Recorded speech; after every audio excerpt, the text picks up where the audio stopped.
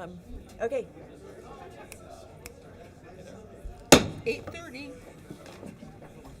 Okay. The regular meeting of the Board of Education for January 8th, 2019 is called to order. Welcome to everyone present and to our television viewers. For tonight's meeting, any item that will be voted on this evening has been posted as required by state law. This meeting is being televised live and will be replayed throughout the next 2 weeks. Please check the board website for replay times. This meeting is also being streamed live on our PPS TV Services website. As a reminder, we now have our PPS Ombudsman, Judy Martin, attending all regular board meetings in the back. Judy will be here to listen to the public comments and, if appropriate, provide additional support to families who need or want it. Was all of that unheard? Do I need to go back and do it? No, I think it was. Okay. All right. Judy can be reached at 503-916-3045 or ombudsman@pps.net. We also have interpreters with us this evening, and I'd like to ask them to come forward at this time, introduce themselves in the language into which they'll be interpreting, and inform the audience where they'll be located in the auditorium should someone need their assistance.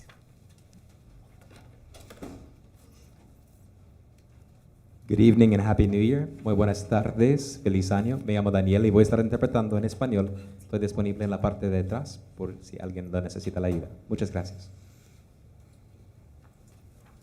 Good evening, my name is Đạo Đón. I'm speak Vietnamese tonight.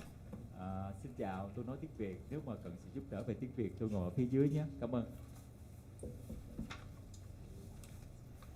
Добрый вечер, меня зовут Мария, я русский переводчик, я буду сидеть вот там сзади.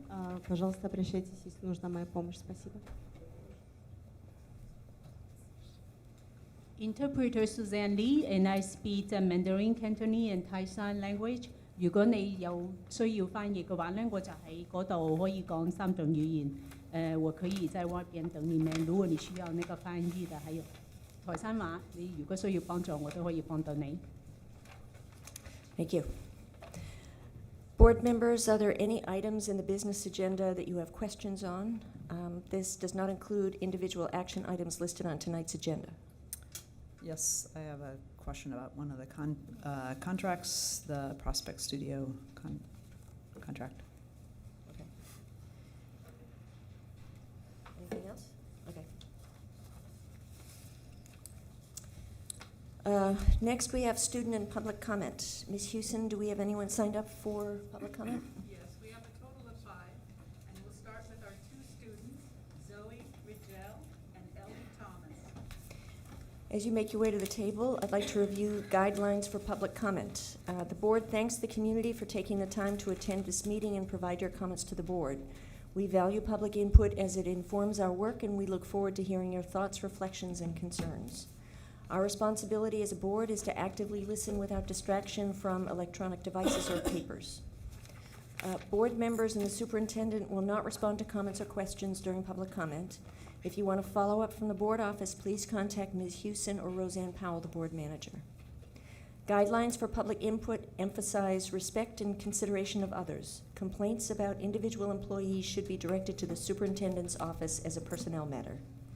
If you have additional materials or items you'd like to provide to the board or superintendent, we ask that you give them to Ms. Hewson to distribute. Request to make public comment should be made ahead of time by contacting the board office or checking with Ms. Hewson prior to the start of the board meeting to see if there are spots available. Once the board meeting has started, we can no longer accept new requests for public comment. Okay, presenters will be, you'll have a total of 3 minutes to share your comments. Please begin by stating your name and spelling your last name for the record. During the first 2 minutes of your testimony, a green light will appear. When you have 1 minute remaining, a yellow light will go on, and when your time is up, the red light will go on and a buzzer will sound. We respectfully ask that you conclude your comments at that time. We appreciate your input and thank you for your cooperation. You can begin. Hi, my name is Ellie Thomas, Thomas, and I'm here to discuss the Jefferson Dancer trip to France, which is under consideration by the board. I'm a senior and I attend Jefferson High School, and this is my 3rd year with the company. My sophomore year on the company, I had the opportunity to tour with the Jefferson Dancers in Aix-en-Provence. We had an amazing time. There were no complications. We walked to and from our venues and around the city easily. The protests happening at the moment are located in the north of France, around Paris, and are already dying down. Aix is in the south. Along with that, last month, President Macron addressed the people of France to come together and put the violence aside. Yes, the protests look bad, but at the same level as the riots we saw in 2016 in our own country. Plus, our trip isn't planned till March, so everything should be de-escalated by then. Another fact is that a lot of these protests are happening in Paris, and though it would be wonderful if we could still go to Paris, I understand that caution should be taken. I wouldn't want to be in a situation where my peers and chaperones were put in harm's way. There have been no protests in Aix, and it is a very small city where it is very unlikely to happen. We also have a letter from a member of the city council in Aix saying that it is safe to travel there. We are not only here to share these facts with you, but we also want you to hear from us, the dancers that are going on this trip. We have worked so hard to prepare for this and raise money. This is my last year on the company, and I have been dancing my whole life to get an opportunity like this. I hope you consider our words when making your decision. Hello, my name is Zoe Rigel, R-I-D-G-E-L-L, and I am in my second year of being a Jefferson Dancer Company member. I understand it is the administration's job to protect us against international travels. This being said, I would like to share some statistics that may put those risks into perspective. As an American citizen, I have a 1 in 315 chance of being killed by everyday gun violence. According to a study done by the Cato Institute, I have a 1 in roughly 5 million chance of dying in France due to terrorism. In 2018, the number of children ages 12 to 17 killed or injured by gun violence in the United States was 2,664. In this past year, while in 2018, 3 U.S. citizens died in France. One of them was a suicide. According to these statistics, I am roughly 16,000 times more likely to be killed in everyday gun violence than by terrorism in France. I can't express how important this trip is as a cultural exchange to our community and our company. We have worked tirelessly to achieve this goal. We have not been handed this, but have earned this opportunity. We as students take on the pressures of school, along with the rigorous training and hard work and dedication it takes on multiple ends to make this dream a reality. I can assure you that this has not come without great sacrifice from both students and families. This being said, I believe this experience outweighs any small risks we face while traveling in Aix. Thank you.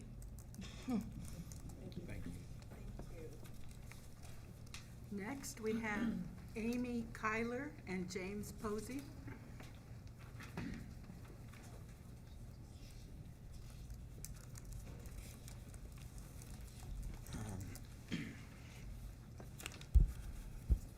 Good evening. My name is James Posey, P-O-S-E-Y. I'm typically here on other matters related to construction and business, but here tonight, I'm here as the new board chair of BPI. And quite honestly, I'm shocked that I'm actually sitting here before you, because up until a couple hours ago, we were told that our contract for BPI was coming before your board and that it had been pulled. And I was already on the agenda, and I understand that you're going to reconsider it in a couple of weeks after several questions would be answered. And I got the questions to be answered about 4 o'clock this afternoon. And frankly, I'm pretty disturbed by that. As the new board chair, I think most of you all read the newspapers and you know the trauma and the situation with BPI and what we've been going through for the last several months.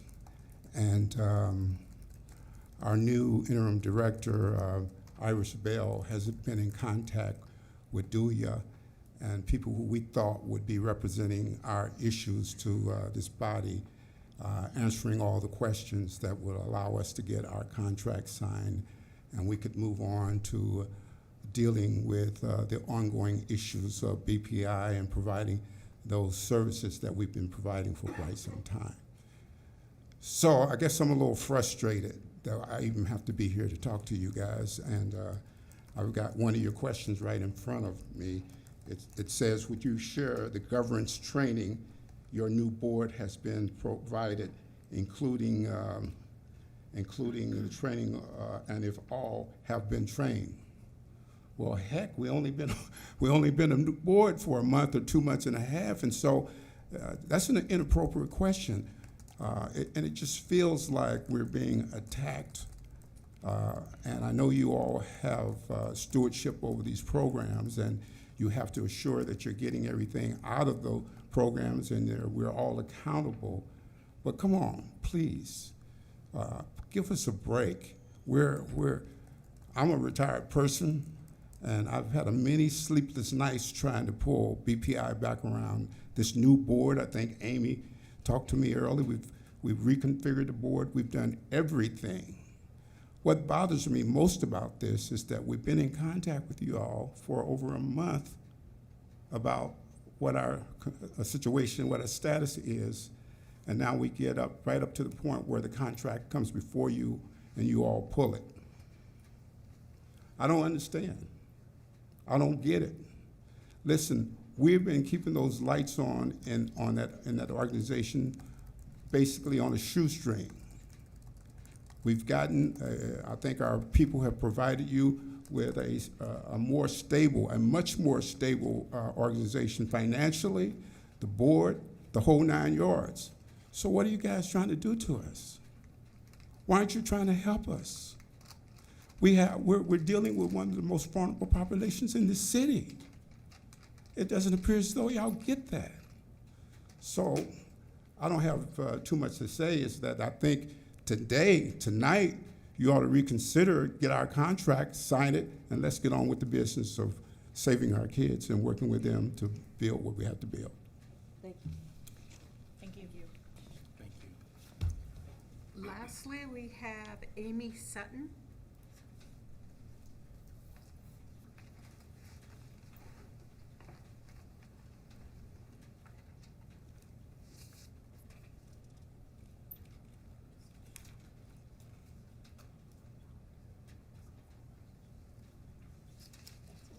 Okay. Thank you for everybody's comments. Please feel free to connect with our board manager, Roseanne Powell, if you have something specifically you want to follow up with the board or board office. Okay, Superintendents Report.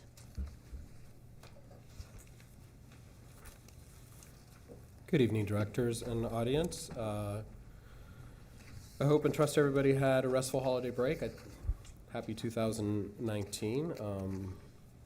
Hope our students had a chance to, and our educators to relax and rejuvenate a little bit. We have a very busy second semester and working very hard to make sure it is a productive year. So we're continuing to hit the ground running in a few areas. So I'm going to ad-lib a little bit of what I've outlined. I was hoping to talk about tonight, particularly as they relate to our core educational mission. We know that to accelerate and improve on student outcomes, there's a few elements that are a foundation that are very critical. That includes core curriculum, a focus on instructional strategies, a thoughtful use of assessments to engage in continuous improvement. So I just wanted to say a few words on each of those topics just as an update. As our board knows, our educators have not had the benefit of a provided for scope and sequence across grade levels and content areas to help provide some guidance to ensure that our students, regardless of school they attend, are working towards meeting some grade level expectations that we all can agree are important to have some mastery around. So this year has really represented our first year effort at iterating some units of study. We've had many teachers participating in that work. We continue to receive feedback on trying out those lessons. This is sort of an open source curriculum because we know our teachers have a variety of instructional materials and resources available to them or not, and some favorite material that they enjoy integrating. So we want to make sure that they're able to make professional judgments about the resources they use to try to make sure our students are working on some particular standards and concepts month to month. So that work continues in earnest. I know that our high school science teachers are also kicking off a similar body of work. Our goal is that by the end of the school year that we have some more solid first versions of units of study in English language arts, math, and science. And a lot more work will remain to iterate those as well as tackle other content areas. All of that work requires not just producing guidance, but also giving our educators sufficient planning and collaboration time so they can have thoughtful conversations about how students are experiencing the learning and to make sure they have supports and coaching where possible and our principals themselves to serve as effective instructional leaders. So kudos to our teaching and learning and our school performance team for prioritizing monthly all-day opportunities for all of our school leaders to familiarize themselves as well with this core curriculum. Curriculum's not enough. We also have to have effective instructional strategies, particularly to meet the needs of students who require additional supports to access content, whether you're a second language learner or you're a subgroup of student who we have not yet ensured experience success. And so instructional strategies are also another important part of conversation to make sure all of our students are progressing in meeting grade level expectations. Now you can have curriculum and you can have a repertoire of strategies as an educator, but you have to have assessment built in to actually query to see if students are learning. And as a big proponent of authentic assessment, the most valuable assessments will always be in the classroom with what students demonstrate in their learning, whether it's in public presentation or portfolio, or any number of ways that teachers in their daily moves are assessing students' learning. We also want to make some formatives or some diagnostic assessments available to our teachers so they can be really concrete about the next set of skills or reading behaviors that our students may need support with. Beyond the classroom, it's also important to have some district-wide benchmark assessments so that we're getting a snapshot of how our students are doing across schools and so that we can also deploy some supports and interventions, additional planning time and coaching where possible, so that we're meeting our own performance targets for student learning and growth. Now, there's been a lot of questions and also, I think, a lot of assumptions about the role of summative assessments. In the state of Oregon, our State Board of Education spent a year reviewing what should be the state test here in Oregon. They landed on the Smarter Balanced Assessment, the SBAC. School districts are accountable for making sure they have a 95% participation rate on the SBAC. We're not proponents of investing a lot of valuable instructional time on test prep. I think our students should know the format of the test, but we are confident if they've learned something, they'll do well on it. So we don't want to overemphasize the SBAC test per se, but it does give us a snapshot, albeit looking a little bit backwards in the information it provides around some of the systemic work that we need to do to make sure we're serving all of our students. I also understand that there's a history in Oregon of families feeling like perhaps that's not the most valuable way to have my students spending their school time. So there exists the option and the right to opt out of that test. So I just want to make it clear that that option is still there. And ironically, we're also accountable for making sure as a school system that we have a sufficient participation rate. So I just wanted to clarify that sort of unscripted way, some more explicit opinion on curriculum, instruction, and assessment, because without those three, it's very difficult to engage in continuous improvement conversations or to maximize instructional time if we don't know how our students are doing. And assessments are a critically important way that we get information about how our students are learning. So I wanted to also speak a little bit about another important topic, and that's student safety, and more specifically, school resource officers. Student safety has to be our #1 priority always. Not just physical safety, but also emotional safety of our students, positive culture, school cultures and climates, so that students can thrive and focus on learning. Those are always going to be very important to us.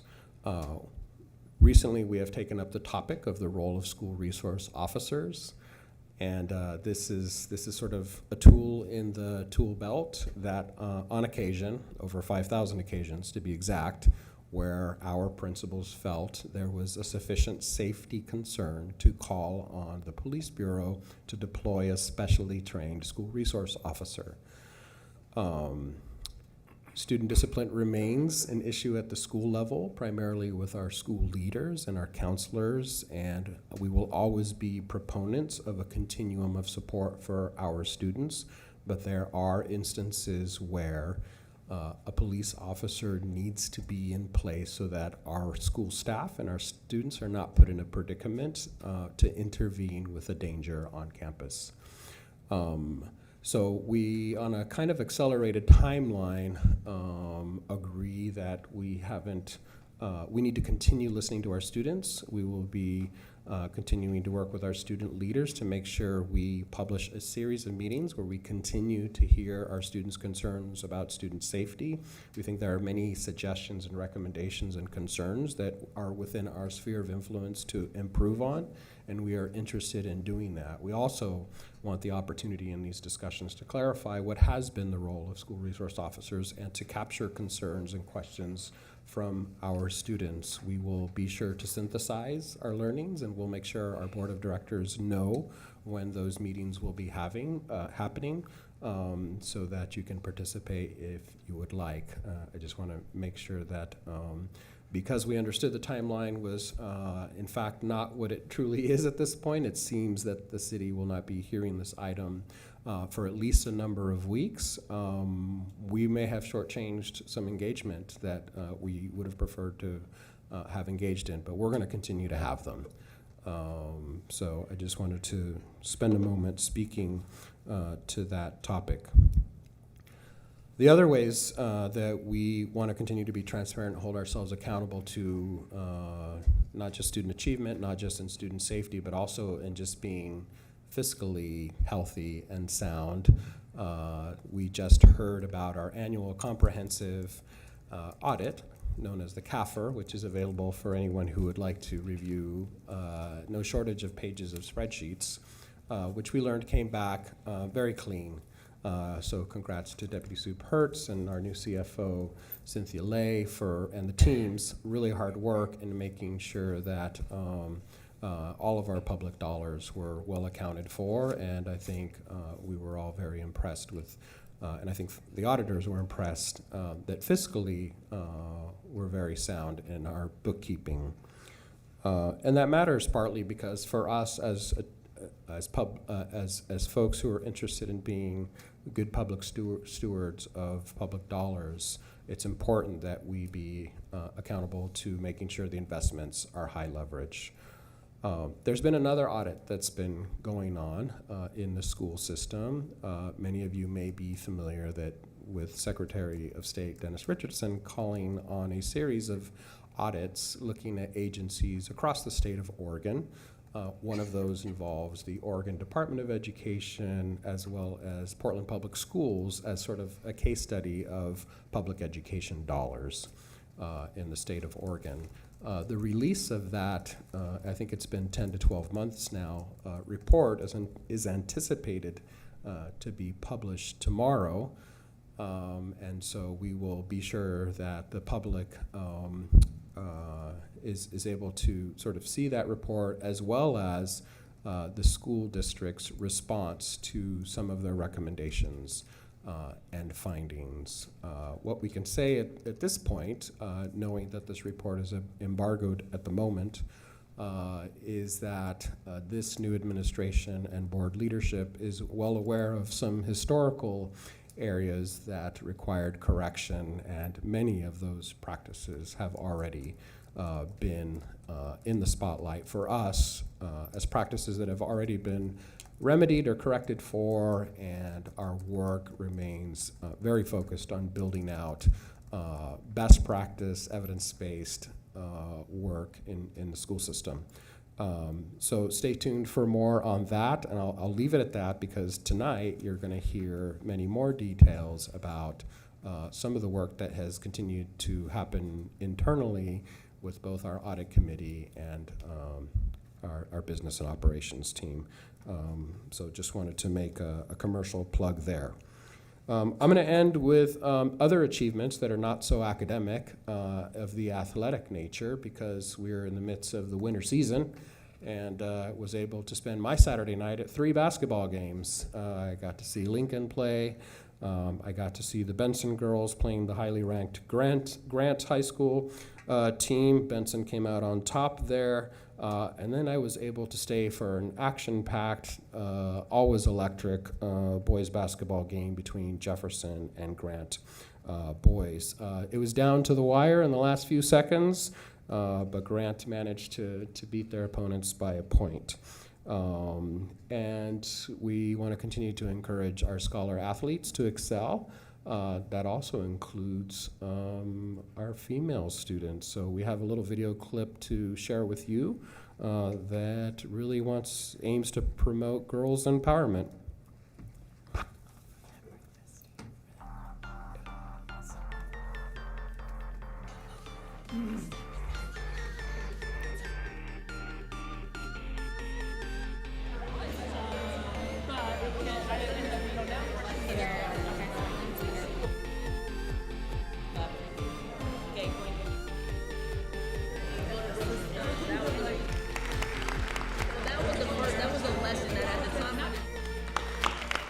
In 20 years in working education and working with young people, I've never been disappointed with what I have seen and found and learned from young people.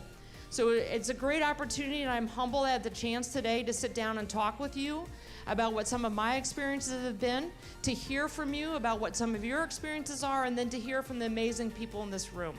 So we're at Franklin High School, part of our Pacific Office Automation Holiday Classic. Behind me is our first Young Women's Empowerment breakfast, and the intent of that is to expose young women to successful women. If you look for opportunities, you don't have to have a path, but you are opening doors and leaving doors open to you that you can walk through when you want to. And this is the Women's Empowerment Breakfast, where we get to hear from all types of different amazing women who've had some type of athletic career or have worked within sports, and how that's kind of been a vehicle for them to succeed in the future. And they're kind of just talking to us about their careers and stuff that they're doing now. I could do something with what was this natural skill that I had the opportunity to evolve into the talent that it could be, and could take me to where it is I wanted to go. So we have very, very successful people in the room, so girls will have a chance to talk to them and talk about their dreams, their ambitions, and hear some of the pitfalls that they went through that they can perhaps help them avoid. Like, my piece of advice for like my 16-year-old self would be like to just stay focused and not pay so much attention to like what other people think. Walk in a room, if you're a total baller, walk into the room like you are that, and you own that room, and you be that, and use that as your entry point. So what are the things we can give to them besides just playing in a tournament that could help them later on in their lives? So we're excited to be able to provide them that opportunity. The first kind of key to everything that I was able to accomplish is this. Basketball is just a vehicle. It's just a vehicle. And what I mean by that is it's the tool you're going to use to get you wherever you'd like to go. But it's not the destination. It's not who you are. I'm not super sure what I want to do in my future career-wise, but hearing how a lot of these women didn't know what they were going to do yet while they were in high school, and all the incredible things they're doing now, just shows me that I can do something really incredible in the future, even though I may not be sure of what my path is right now. Thank you to everyone who is involved with supporting our Young Women's event and continuing to encourage their empowerment and leadership. The past few days, I've continued to do my regular school visits. I want to thank the students and the teachers at Lent, Chapman, and Bridger for sharing with me a lot of their wonderful work the last few days. And this coming week, we'll be focused on the arts, so we'll see you at the Jefferson Dancer recital, as well as, I think, the first district-wide middle and high school band gathering. So I'm looking forward to that. That concludes my report. Okay, thank you. The next agenda item is Division 22 report to the community. And Superintendent Guerrero, would you like to introduce this item? Yeah, we have Dr. Yvonne Curtis, who will share with you. Good evening, Madam Chair and board members, Superintendent Guerrero. So I sit before you to present the Division 22 report, which is required by ODE that we present to you and have it in our minutes in our agenda to give to ODE on February 1st. What's different about this year is that last year I sat in front of you and gave you the same report, and that is because typically in the past, ODE has asked us to report on the current year, and now they're asking us to report on the prior year. So this is the second report on 2017-18.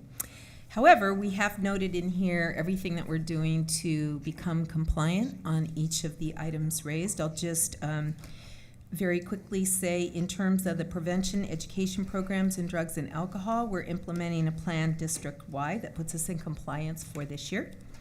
Human sexuality, we're currently implementing the plan as well, district-wide, which will put us in compliance for the 18-19 school year. So you'll hear that on next year's report.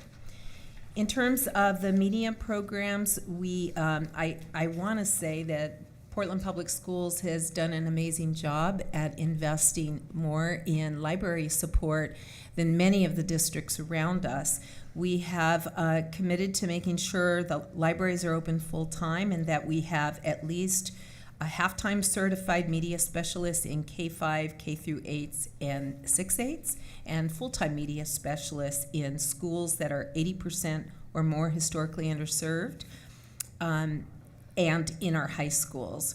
We're also working towards an integrated service delivery plan for library services that will ensure comprehensive, equitable library programming in all of our schools. We also have some project goals, which is to align all of our library standards and the learning goals that will happen in all of our schools so that they line up with our core curriculum, the GVC. Instructional materials adoption. For math, science, health, and PE, we are working to develop a guaranteed and viable curriculum, but we are out of sequence in terms of the materials adoptions, much like many other districts.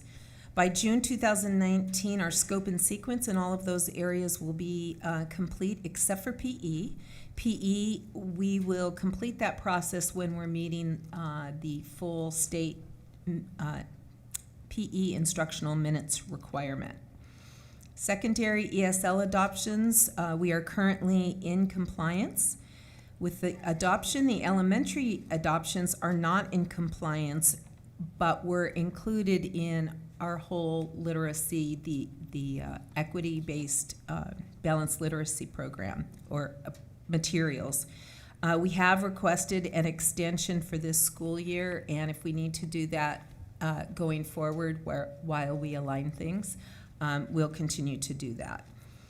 And to determine if we need to submit a K-5 independent adoption or whether what we currently have will suffice. In terms of complaint procedures, we had on January 1st, 2018, we had one outstanding item, which was to complete the AD, which is now posted on our website.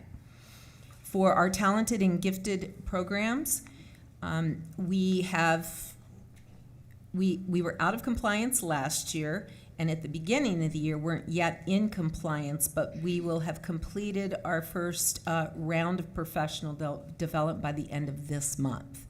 So that will put us in compliance in terms of making sure all teachers are trained at how to provide student service on rate and level, which is what our state requires for all students that are identified as talented and gifted. And then we're continuing to work with the TAG Act group, and I believe it is our next work session when our district TAG director and others involved in that work will be sharing with the board what that work looks like. Are there any questions? I have not a question, but a request, and this is really to you, Deputy Superintendent Hertz, to explicitly call out some of these Division 22 requirements that are unmet in the budget process to show us the delta to compliance. So for the adoption of materials, the PE mandate, but just to make that direct connection in the budget process so we could see it and consider it. We will work together on that. Thank you. Thank you. I wanted to go back. I wasn't really clear on what you said about the elementary ESL materials. You said something about that's part of the elementary and the balanced literacy adoption, or can you clarify what you were saying about that? I'm going to refer to the sentences here to make sure that I don't confuse you again. Get that one.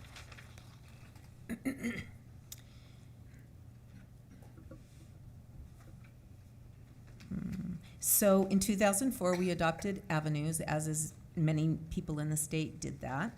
And then due to budget restrictions, PPS was granted a waiver in 2014 that enabled us to continue using current materials. And then we're requesting another extension for this school year. In the summer, after our instructional framework and scope and sequence is completely completed, then we'll determine whether to submit for a K-5 independent adoption or move forward on a state-approved adoption. So the reason we're waiting is because it's content-based, to make sure that we have all our standards identified and the priority standards identified for each of those other content areas, to make sure that we're looking at everything instead of just literacy. For now, the literacy adoption, part of the resources in the literacy adoption are some of the resources they're using for ELL services. So I would be interested, because in my experience, most of the time, it would be stronger to use material that's specifically created to improve English proficiency. So we're looking at kind of our own adoption, similar to the evidence-based or the balanced literacy adoption. That would be more maybe a bundle of our choice rather than going on what the state has approved for curriculum for ESL. So I know that the field continues to shift. There hasn't been total consensus in the field about whether you take a specific program and you do forms and functions versus doing a content-based approach. But at this point, we feel like the first right step is to make sure we've got all of our standards and our curriculum identified.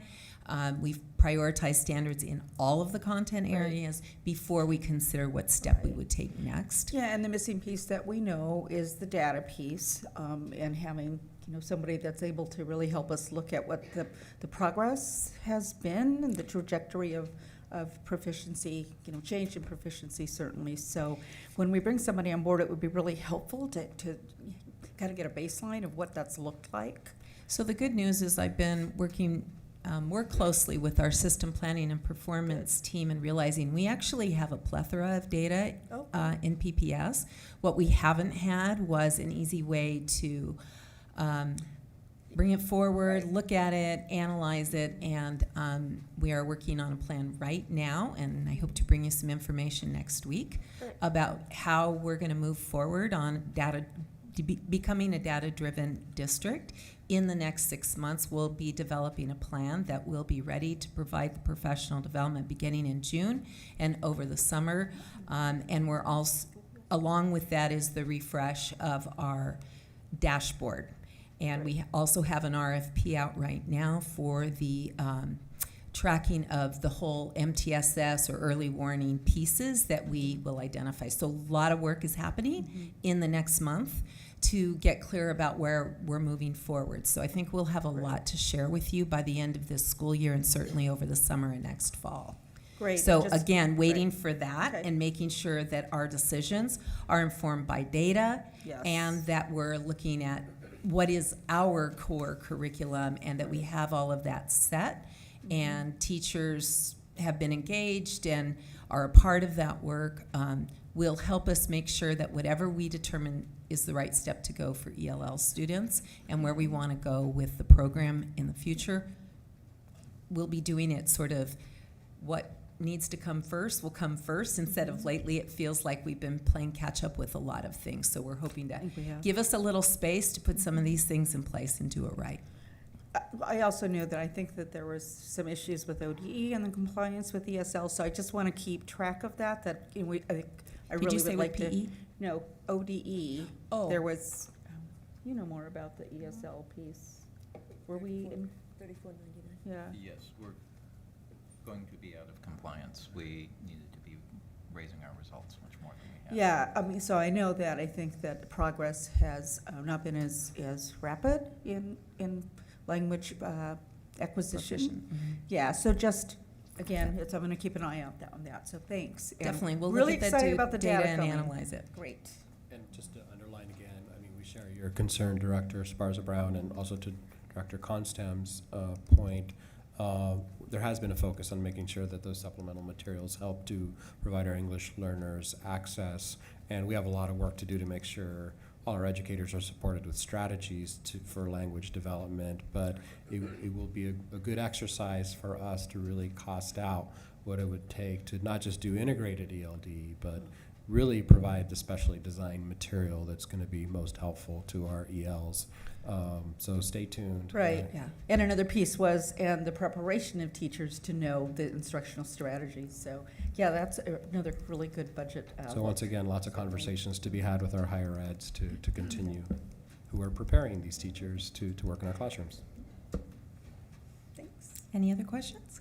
Yeah, so when the data work that you're talking about, you said you're going to bring that to the board sometime So soon? What's what that? I'll be sharing is a plan that we're developing on how to get started on the work to develop a comprehensive plan so that we can start professional development. So it's like a plan for getting the plan done and who all gets included in that and how we identify what are the data protocols and so forth. So I just wanted you to know that's happening in the next few weeks to get our head wrapped around that piece. Okay. I will share that information with the board when we have that together.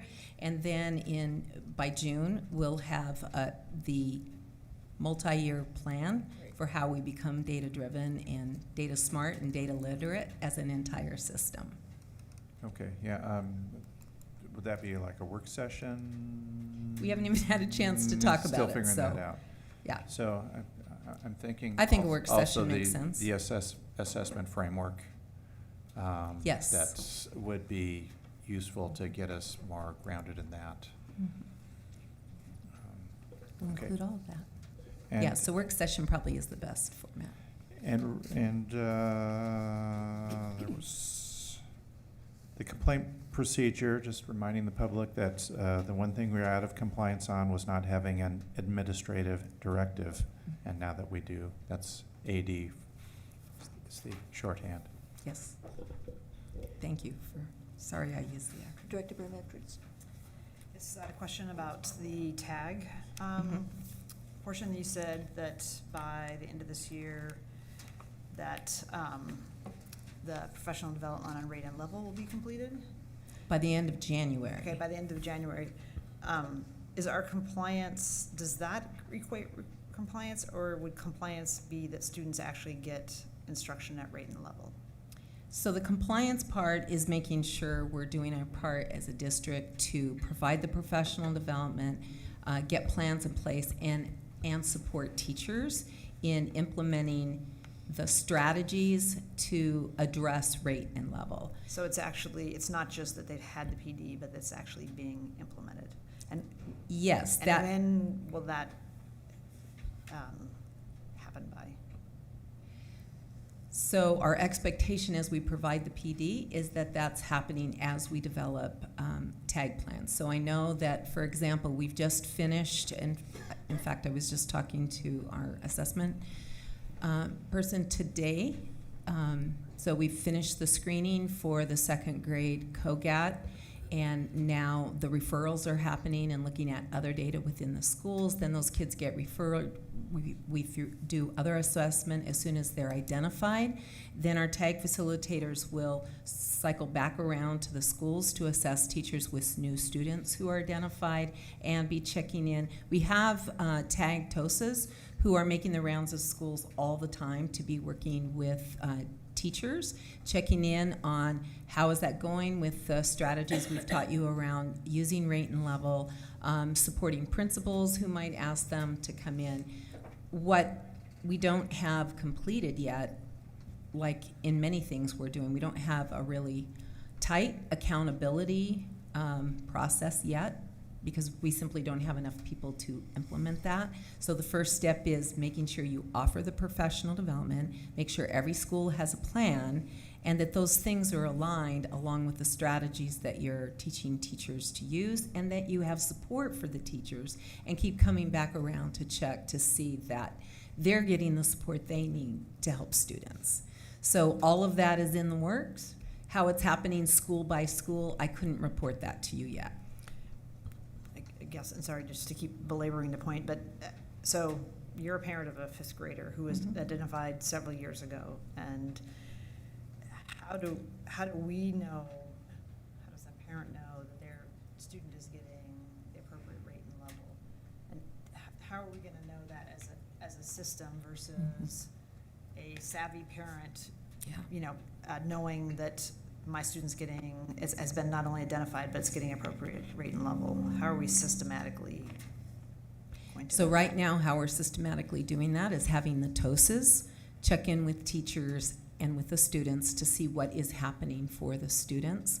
We don't have an accountability sort of check-off matrix kind of accountability system happening yet, because we just got our new tag director who's just putting some of these things in place. And I think we have 3 tag TOSAs and her to do all of our schools. So, I mean, ideally down the road, it should be the same structure that supports differentiated instruction Right. for IEP, students on IEPs and English language learners in the same accountability framework. well, and or same type. Frankly, the strategies that we are hoping to provide teachers all the PD they need to keep developing those strategies that require you to teach in the way that the shifts of the Common Core standards help you get kids to that knowledge and skills we want them to acquire, should meet all of the kids' needs, because that is the way those standards are written, is to help you with that differentiation. But it's a lot to do at one time, right? And it all falls on that classroom teacher. So right now our process is a support process. We're here, we'll come in and train you, we'll come back and help you, call on us, parents call on us. That's where we're at with the process.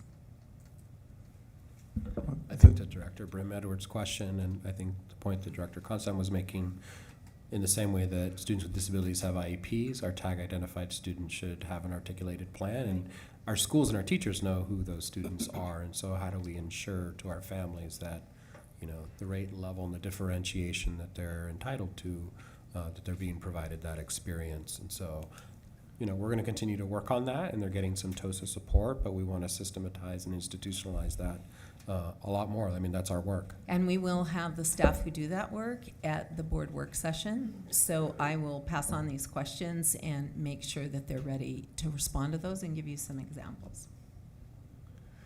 Well, as we think about our parent engagement work going forward, this is one more training education unit we could have for parents to help be a piece of that accountability. And just as a comment off of Director Grimm-Edwards' questions. I don't know if you've seen, but there's been a very active debate in Education Week, prompted by James DeLiesel, about how the kind of classroom differentiation you're talking about our teachers giving simply doesn't work. There is no time. It's not humanly possible to give the level of differentiation that our enormously diverse classrooms need. I commend that to your attention. It's very disturbing in the likelihood of our being able to achieve what we want to with the resources we've got. It's big work. I know that on average, there may be studies that show that, but I certainly have been in classrooms where teachers are very adept at doing that. And so I'm going to be optimistic that all of us working together as a team, committed to providing what our students need, we will get there. So this is just a commentary, and I think a question. I know when the Oregon Department of Education or the State Board of Education made this switch to do the look back, there was questions raised about sort of how useful it is to be looking, I mean, we're frankly looking at something we looked at a year ago. I would encourage the district to keep the framework that we had previously, which is where are we right now, not where were we last year, because that's really backwards looking exercise, and I think we need to be forward looking. So regardless of what the state decision was, as I say, it doesn't really do us any good. Like we were out of compliance in 6 areas, but the question is, and I think the value from the old system that they had when we were reporting on the sort of current year is that you actually were able to make adjustments, real-time adjustments that could move the dial in terms of not just compliance, but moving things forward. So I would hope that we not just view this as sort of a compliance-related exercise to check the box and get it done, because like that was last year, but really, how are we doing in our current year? And to Director Comstan's point, what types of things can we do, or what levers do we have to move us forward? And I think our systemic instructional improvement work, it's not guided by Division 22. I think it is a compliance exercise that hopefully we won't have issue, articulating that we're in compliance with. We want to go a whole lot deeper than that. I mean, we've just talked about a few areas. They're big categories of work. Even when you look at TAG, I mean, a lot of states, GATE is not a compulsory mandated program. They're increasingly moving towards personalized learning planning because it says that all kids, have gifts and talents that at some point in their work week, there's opportunity for them to work on those. The other categories are not just in the subject areas that we assess for, they're also in leadership and arts and creativity. And so we're not identifying students in those areas here as well. So, and at the same time, there are some really bright students who need that kind of rate and level rigor as well. So how do we do it all? How do we make sure our classroom learning provides open-ended and tasks enough to allow them to flourish like that too?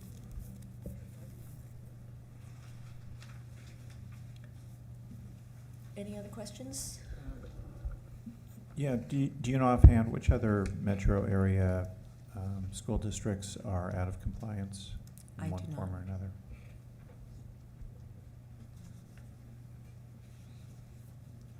So a brief survey I did last year, most districts have some areas that they're out of compliance in.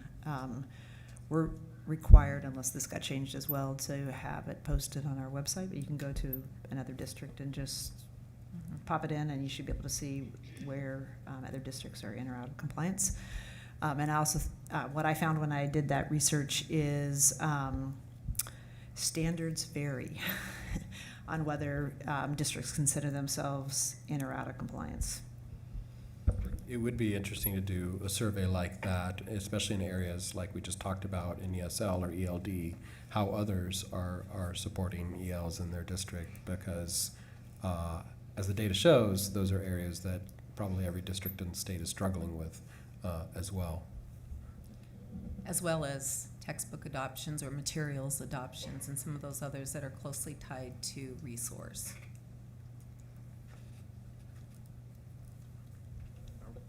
Are we doing any materials adoptions right now, that process? No, not currently, because we need to finish the JVC core work, and we'll be finished with all the content areas. However, as asked, we had already thought about bringing information to the board on what those costs might be, along with here would be a possible plan and approach to start and start to make progress. What we know is right now we don't have the time to do a full process in order to have the materials and be ready to go in the fall, but we certainly could think of budgeting in this budget cycle to move forward on an adoption, and then to make sure we do the appropriate work next year so that we're purchasing, for example, teacher materials before the end of the year and then ready for the following year. So we're going to bring some information through this budget process on, you know, what we might do if we wanted to start to take the steps in that direction. I think we all want to get into the rhythm and ritual of a refresh cycle for our curricular materials. I know Dr. Valentino, our CAO there, salivates at the thought of making sure that our students have updated materials so that they're not learning from 22-year-old math textbooks in high school. And that everybody knows, just like with technology, that you have a refresh cycle. As part of that, I'd like to see what the actual process is for the adoption, particularly around public participation. That's mandated as part of Which we state would law, definitely state bring regulation. to the board what that process would be before we would start that process. Awesome. Thanks. At least that's been my practice in the past, is to have all that guidance public, transparent, and also definitely have specific ways to engage parents in the process. Okay, any other questions? No, thank you. Thank you. Thank you.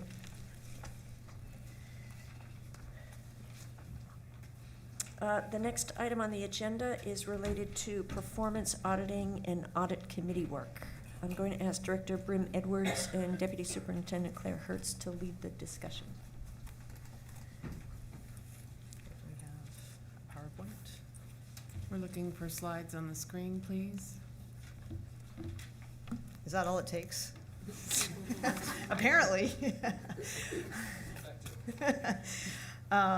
So this evening, we're going to be providing an update on the auditing function that we have here at PPS, and really auditing for excellence and equitable outcomes for students.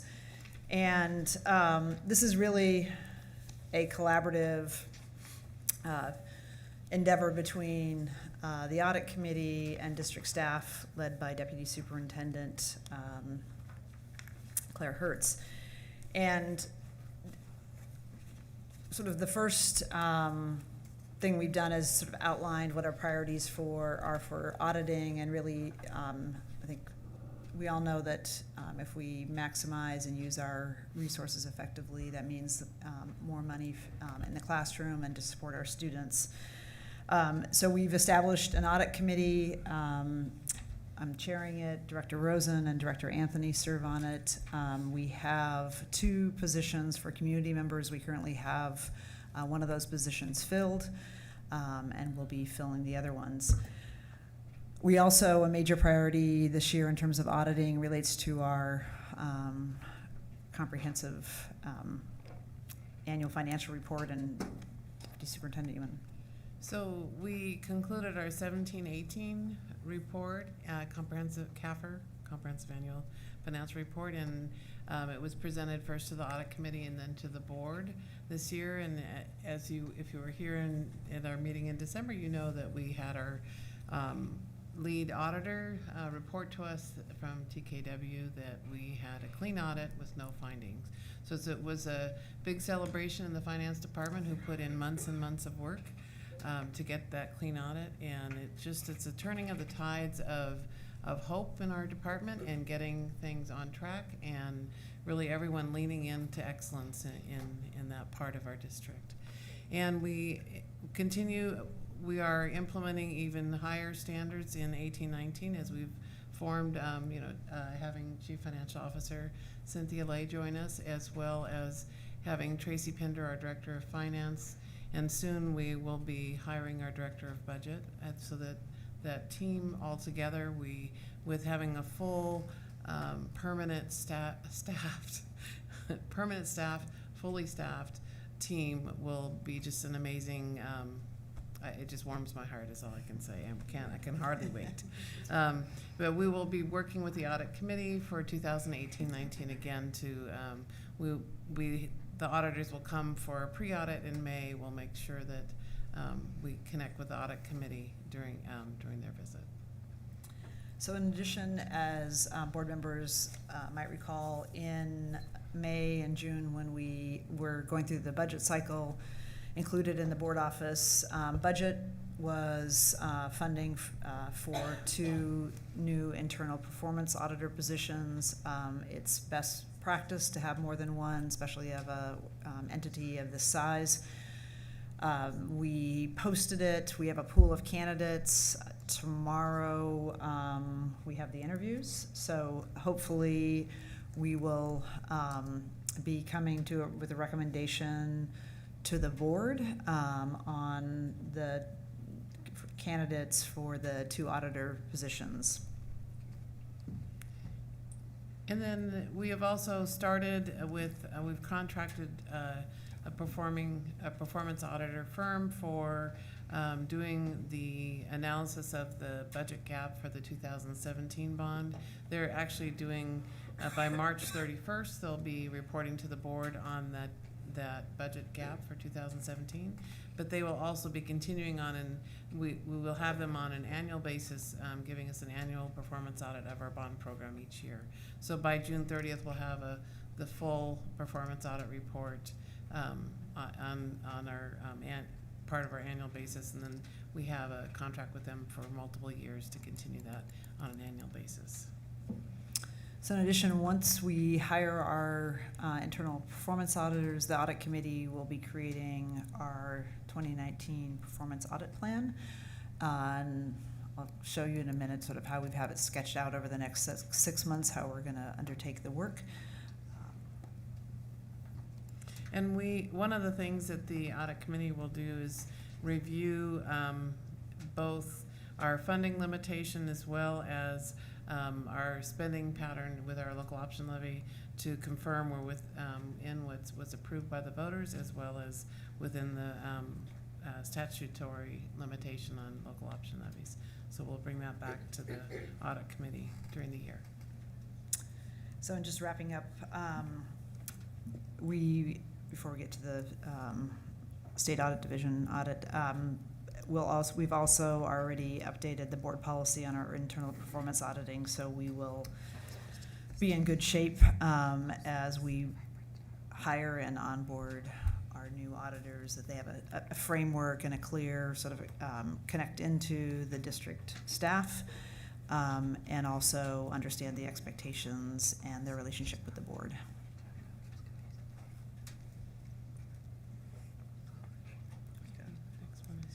So this is just a quick snapshot of the work over the next 6 months. So you take the priorities, and we've scheduled out between now and June each month the work plan. And for those things that require board action, following committee action, we'll be sending things to the full board for either review, presentation, or action. So next up,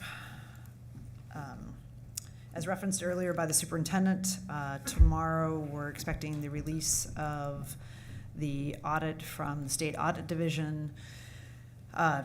It's going to be, we've was confirmed 10:45 tomorrow morning. I think it's important to note that PPS has a long track record of supporting performance and financial auditing as best practice. Going back to 2004, PPS had an internal performance auditing function, and we're one of the few districts in the state that have had an internal performance auditor on staff, and probably will be the first one to actually have two. In addition, so as the Secretary of State's audit comes out, not only will we be sort of embracing the recommendations as a way for sort of continuous improvement, I think it's important to note that this audit was requested by the Secretary of State's audit office, and we were the first district in the state to have one of these from the Secretary of State's office. So it was a political request from the head of the Secretary of State's office. It also, when the audit's released, people will see that it's actually an audit of PPS and the Oregon Department of Education, which is sort of an unusual thing to do, because two entities that have separate governing bodies, separate leadership, but we're sort of smashed together with ODE. So they'll be responding to the findings and recommendations relating to ODE, and ours are a whole completely separate set of recommendations.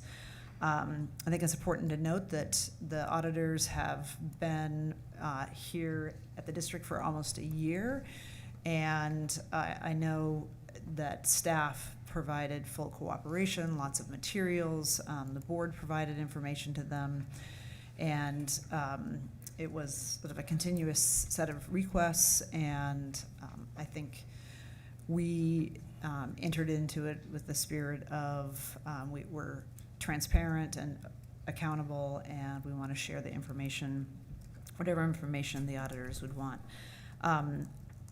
Tomorrow, when the audit is released, we'll be providing a full response from the district, not only of our responses to their specific recommendations, but also providing some context from our point of view. And I think it's important to note that many of the observations that will likely be made tomorrow are going to be no surprise to the school community.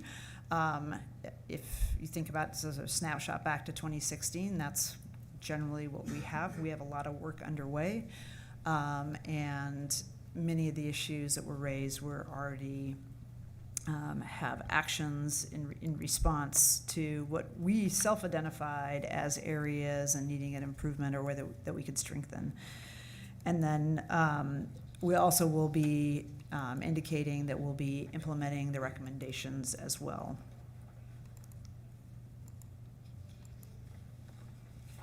So some of the things that are already underway, the board successfully brought in a new educational leader and a superintendent who has recruited a very diverse senior leadership team that comes with urban experience from across the country.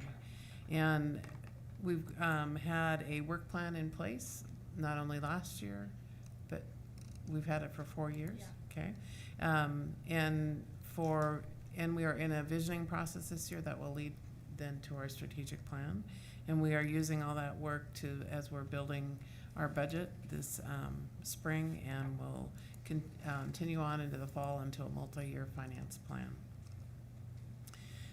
Educationally, we've had for over 1,000 students, 2 new middle schools opened for better middle school educational opportunities for our students. And we have a standards-based instructional system that it's coherent and aligned from PK to 12th grade, and is embedded with our guaranteed viable curriculum that we were talking about earlier this evening, as well as professional development for our teachers and principals. And then just want to highlight that tomorrow morning on our main page, there'll be a link where you can get our response, our detailed response to all the recommendations from the Secretary of State. So next steps between the audit committee and Deputy Superintendent Hertz and district staff will be building an audit action plan. Staff will report to the audit committee and the board on a quarterly basis on progress towards completion of any of the recommendations that weren't already completed, since many of them are. And in addition, the way that the audit is set up is it's bifurcated. There are some very specific staff recommendations relating to staff work, and then there's some very specific recommendations for the board. And the board, some of those recommendations fall into the category of developing policy or providing specific types of oversight.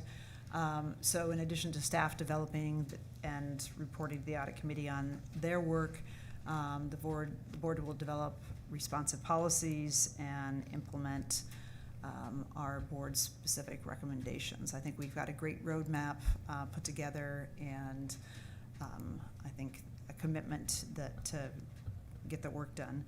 I'm going to ask if any members of the board want to ask questions about the planning for the audit, or any reflections on the Secretary of State's audit that's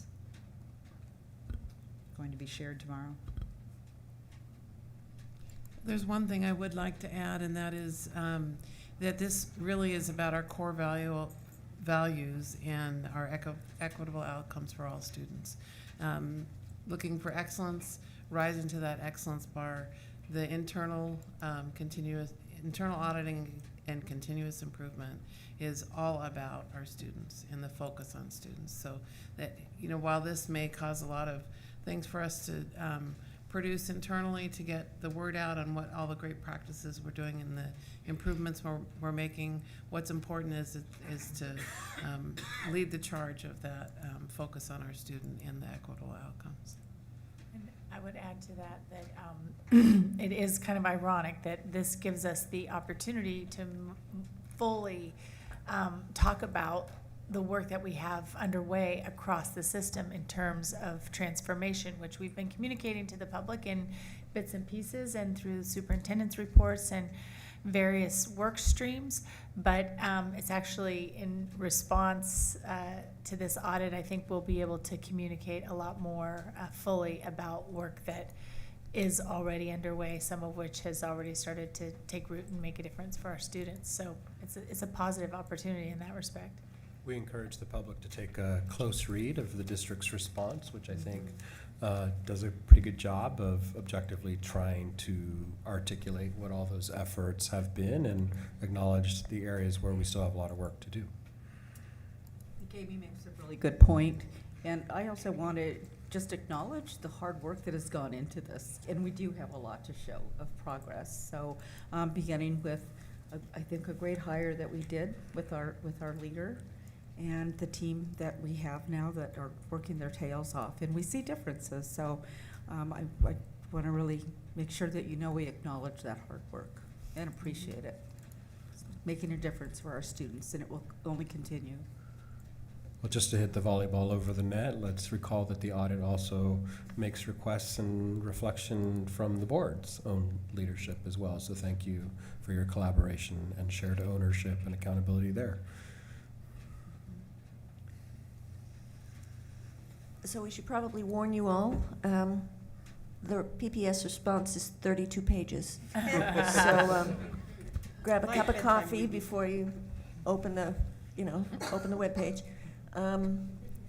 And I just want to reiterate a lot of what's already been said. I think our board response is actually a really excellent summary of a lot of the work that's going on, and has been going on for a while now. Probably, well, how long have you been here? 15 months? And I think it will, my hope is that it will reassure parents and educators and the public that PPS is changing. I don't think you will hear anybody suggest that there isn't more room for improvement. But for anybody who's been paying attention to PPS for a while, it's been evident that there was a great deal of room for improvement. And we are improving. Things are changing. Processes are now in place that didn't exist before. We have whole departments that were missing that now exist. And there's been a tremendous amount of movement in a very short time. If you look at people's faces, we all look a little tired, but we've earned it. And I think I'm hoping that this audit will provide the public with an opportunity to really get into some weeds about how PPS is being transformed and where we're headed, and will, go some way to restoring faith in PPS as a system that we would all like our own children to attend.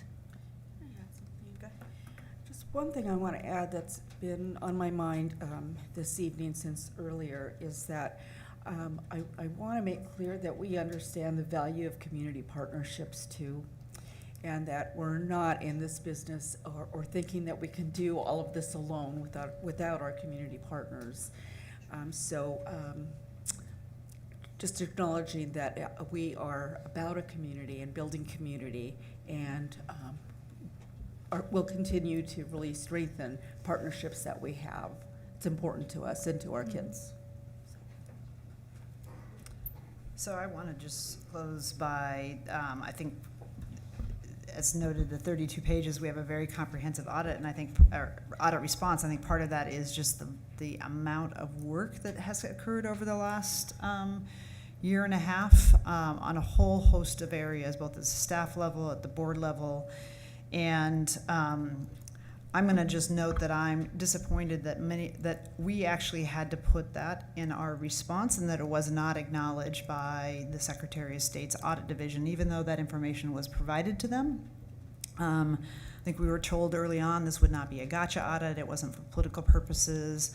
And when I read the tone and the description of PPS, this isn't the PPS that I think exists today. It's I think it's a backwards look at the district and does not acknowledge, and I want to just call out to staff about who have done really, really hard work, and board members. We've, whether it was opening the middle schools or sort of giving up our summers to be able to hire the superintendent in 42 days, there was a lot of hard work that was done, and I feel like I don't feel like it's true, the audit does not acknowledge that, and I think it in some ways will provide a misleading perception of what has happened and the current state of the district.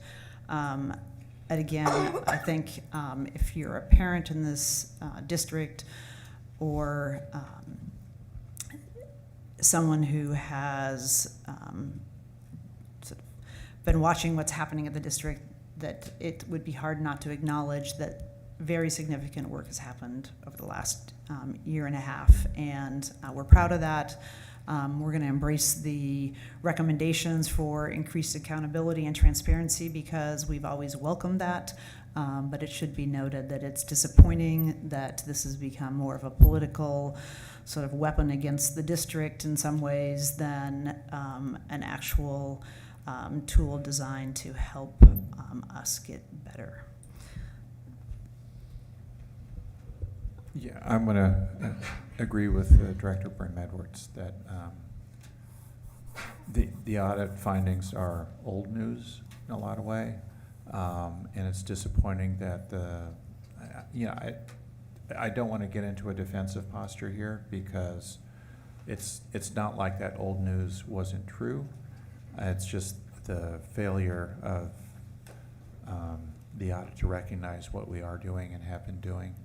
And that's what we're going to do we've been doing it, that's what we're gonna do anyway, because we're making this district better day by day for our kids. So, yeah, I don't wanna be too defensive about this, but I understand how disappointing it is at the same time. Anybody else? I do think on that point, though, students, parents, teachers, families, people who are engaging with our district, day-to-day community partners see it. People who have anything to do with PPS do see that that's moving, and that's what matters, because that's who we're serving. Yeah, so just as an example of that, the work around sort of middle grades equity warrants a passing reference, and we all know how much time that was spent by not only by the board on that topic over months last year, but the staff work that was involved in that, the financial commitment from the district to spend $20 million on both capital and operational improvements, 1,000 students from nine schools. It was a huge lift, and I say it's warrants only a passing sort of side reference of the work. And I think, Director Constam, to your point, those students at those schools and their families know it's different, but it's just unfortunate that that's not recognized or was not recognized fully by the audit team.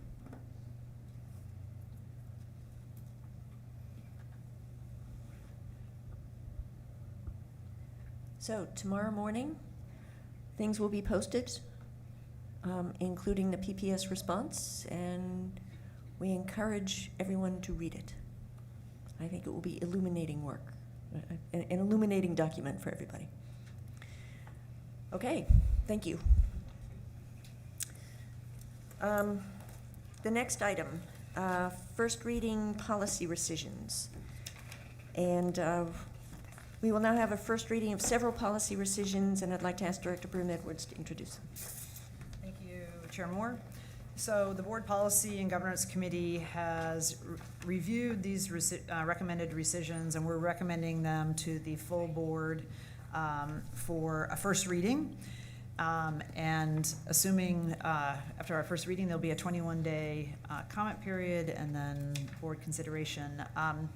As board members know, we are in the process of reviewing all our existing policies and administrative directives to make sure that our policies are updated and that relevant information is more easily accessible to users.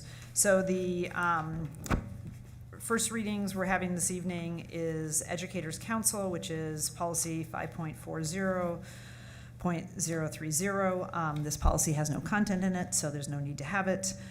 Next, we have professional compensation, which is policy 5.50.010. This policy also has no content in it, it's just a shell. Then we have professional growth incentive, which is policy 5.50.043. Again, this is another policy that has no content, it's just a shell. Then we have the maternity and paternity leave, which is policy 5.50.065.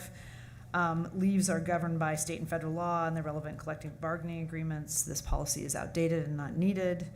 And then finally is teachers promotion, which is policy 5.60.011. This is another shell policy with no content in it. So these are all policies that came out of the committee with a recommendation for a first reading. They'll be posted if people want to comment on the policies that have no content.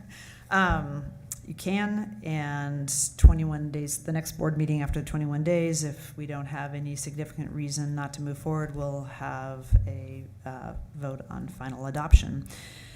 So those are the policy rescissions coming out of the committee.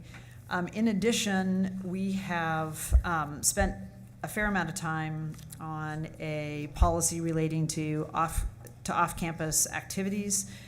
And this was a policy that the committee has been looking at for basically two reasons. One, we had a recommendation from the Mitch Whitehurst report that this was a policy that needed to be updated. But in addition, there have been some longstanding concerns from members of the parent community about sort of equity and how the district approaches off-campus activities, and that could be anything from a field trip to an overseas trip or a week in Washington, D.C. And so we did have a first reading of that policy about 6 weeks ago, and it's been open for public comment. We have received public comment. It's still in the committee, and we do have an amendment that we will be tonight first reading so that we can start the public comment period, because it's a substantive change to our current sort of off-campus field trip policy. Do you want me to go ahead and read it? So the amendment, which we'll be posting and it'll be available for comment, is off-campus activities of more than 5 days during planned school days on the board-approved school year calendar shall not be authorized, despite planning for continuity of curriculum. Off-campus activities that create excessive student and/or teacher absences do not fully meet board-approved educational objectives and planned instructional days. So this is an issue that has been the subject of past complaints from parents to the district, and so this amendment would be added to the revised policy that's currently in committee. And I don't know if anybody on the committee, do you want to speak to it, or would you? When is this proposed amendment supposed to take place? Supposed to be implemented as of when? So we have, I guess I'll just provide background. So this Thursday, we have a policy and governance committee meeting. We will have this posted for public comment. The conversation and the discussion in the committee has been that this would be applicable to the following school year. 1920. So it would not, so for any current, activities, they would go ahead. I mean, the assumption is that they're sort of in flight under the current rules, and then it would not be fair to change the rules this year, but that a clean break would be at the start of next year. And that's assuming we have a process, and there may be people from the community who may want to comment on it, or we may further modify it. Well, that's what I'm wondering. What are the unintended consequences of, for example, the group that was here earlier, looking at a competition that would be a really great opportunity for some students. They may not have that opportunity to travel otherwise. Would we be then putting up barriers to our students being able to partake in some really interesting and, I think, learning activities? So I think because it shall not, I mean, it doesn't give a lot of room. Yeah, so I think it's important to note that this is for school year activities, and that there are a variety of things that happen not during the school year or during spring break, but to capture some of the discussion that's occurred is that in some of the programs, when you have large numbers of students out of the school, one of the results is a negative impact on students who are still in back at the school. There's not the continuity of curriculum. They don't have they have substitute teachers, and things kind of grind to the halt until everybody comes back. I'm just concerned about having a blanket policy. For example, like you mentioned, spring term, so some competitions or opportunities might be over that, but nobody has a consistent spring term across the country. So I think it just pertains to language immersion programs for 5 days during the school year. I don't know. I don't see that language here, though, so No, it's but a I mean, I blanket think policy. So do, Those do are we the have- only ones now that have a 5-day or more off-campus activities. I mean, who knows? So I would like to see a list of those schools and trips that are occurring this year, and some of them have a long tradition. And certainly would want to have some direct notification to those schools, like now, if this is on the table. To comment on the policy? Yeah, and I think we should proceed carefully and thoughtfully. I'm gonna agree with that too, because also I'm thinking if this is, I'm gonna agree with that point because it straight up says, shall not be authorized, but could this mean consecutive days? Is this 5 days in a row? You know what I mean? And so Also doesn't say whether it's school days whether or. it's school days or if it's just Planned during Planned school days. Oh, planned school days. Okay. Five But days during.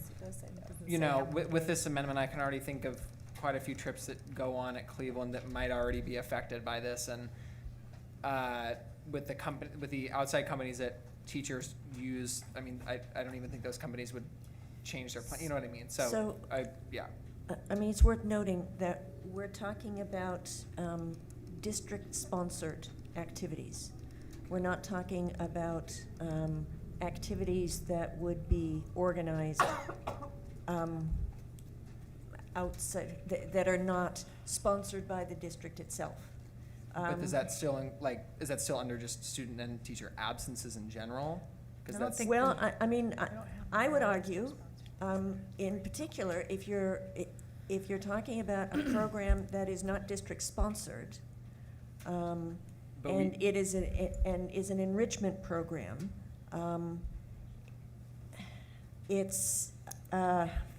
I don't think it is optimal for the students, either the students participating or the ones who are left behind, to have teachers and a large number of students gone for more than a week of school. I mean, if we're talking about, a 2-week program, a 3-week program during the regular school year, that's a huge chunk of time. And activities can be planned around spring break, winter break, summer.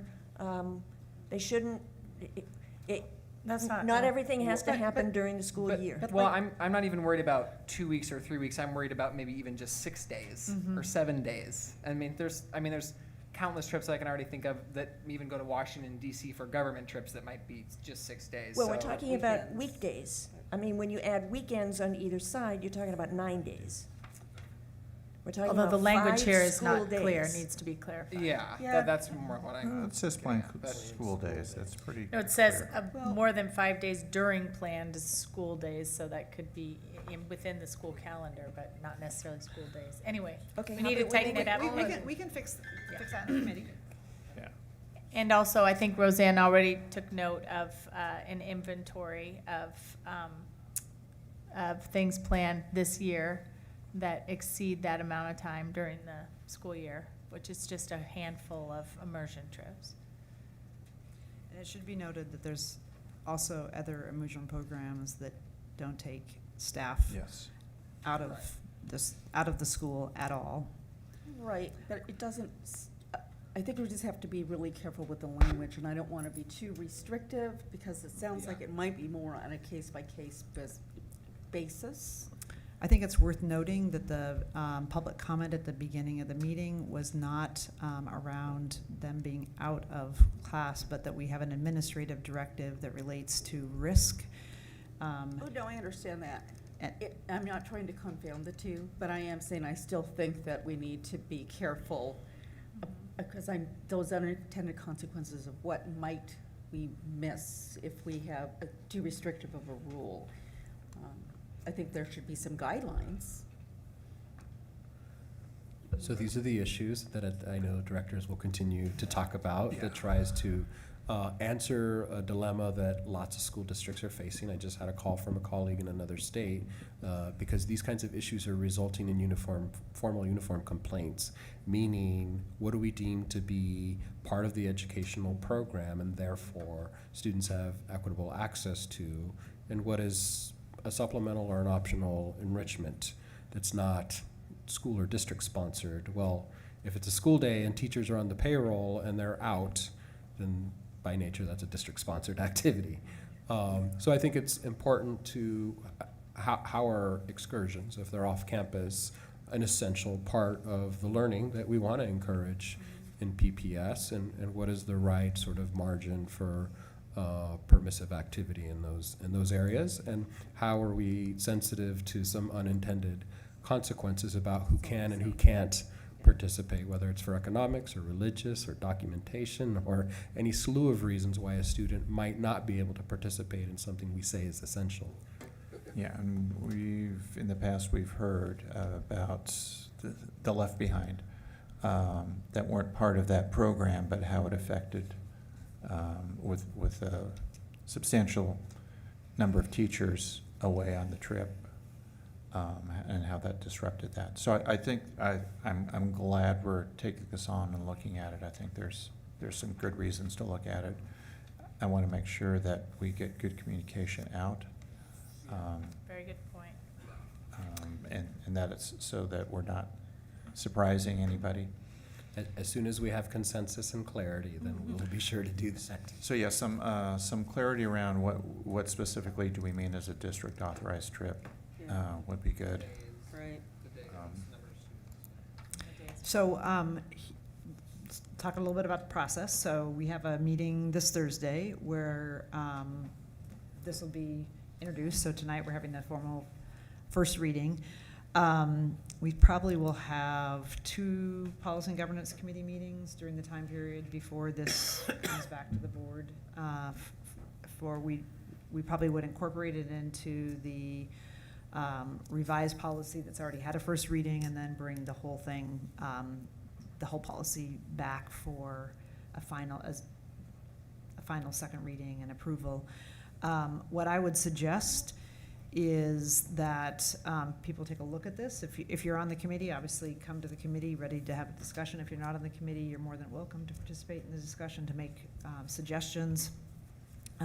What I would suggest we not do is wait till we bring the amended policy back to the board for second reading and then be making edits at the board table. I think we have plenty of time to try and get it right, so let's try and do the work, because if we do it at the board table at last minute, I think sometimes we might have an unintended consequence. And then people might not have an opportunity to comment on sort of the last minute change. So I really recommend people, Well, pressure test it now. This might need a third reading. And that's, I'm perfectly okay with that if it bounces back and forth to, because I think realistically the public coming to a committee meeting during the day versus testifying the board at night, there's a big difference between that and that kind of availability for a lot of people. So I think we need to be sensitive to that. So we will have 2 committee meetings, and we could think about how to structure it. I guess I would be concerned about having a third reading because we don't do that for other things. So let's think about ways in which we can provide opportunities for people who want to comment on it. Right, but we didn't need to do a third reading for the cash management policy, okay? This one is going to attract a lot of attention, and that's a good thing, and we want to make sure that people get that we're informed, and that people have a chance to weigh in, and so that might, if not a third reading, at least have some kind of venue whether it's a formal board meeting or not. We've had other policies over the last 18 months that were pretty high visibility and a lot of people were interested in, and we got a fair number of comments through emails, through phone calls. There are lots of ways that people can indicate their concerns or ask questions. So I mean that's why we have the 21-day comment period. And just to build on that, I think there's two really significant policies we had was the complaint policy and the public records policy, which were 6 or 7 month processes. But I would say that most people who provided public comment, the committee had a discussion about it, and in many cases, it informed the final outcome. Now, at some point, people are going to be yes or no, but when people had good suggestions, when they emailed it, the comments in, or communicated it in some other way, I think we always had a time period during the committee's deliberation that we discussed what public comment we'd received and whether there was an inclination on the part of the committee to include that feedback. And the 21-day is the minimum. It doesn't mean on day 22, we're done. If we continue to get commentary, I mean, we had policy discussions 6, 7, 8 months. Well, let's not try and repeat that record. Well, I've got to ask my fun question though. So with those comments that were received, were those mainly parents and adults from that comment period? So I mean, I guess one thing I'm thinking of is this specific amendment. And I would send this. I mean, me personally, I would send this straight to schools to have administrators and students look over, because I mean, parents' voice is extremely important as well. But this is something that's going to be directly affecting students and their trips and like their plans. So I just want to be mindful of that because I don't think that happened. So I think we'll hear from people, and yes, we will communicate it. I also think we need to be mindful of the people we don't hear from. Nick, can you help facilitate that? Yeah, through no, your I mean, student council? That would be yeah, great. to work towards getting this out, that would be, yeah, definitely. So, Just for a point of reference, and I think part of our conversation that we had in the committee, because we have spent a significant amount of time talking about this concept, is that the vast majority of students don't have passports. So, for example, any trip out of the country by nature excludes it, and most of these trips, there's a database you can look at, and you look at the cost, and we likely have students who aren't participating because of the cost of the trip. And so again, I think it's important to listen to students who might be impacted, but also to recognize that we may not hear from those students who are impacted as well in a negative way by the current policy. So isn't that a separate part of what you're suggesting for an amended policy? Well, the policy does also have a students can't be prevented from participating because of a financial cost. And it also has pieces about administrators.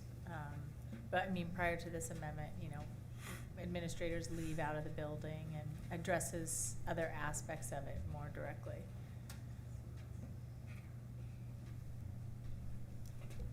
So it looks like it's going to be a great discussion. Nick, anything you can do to be helpful, but we'll want to circulate it broadly and welcome impact. I think our work always gets better by hearing from a diverse set of individuals.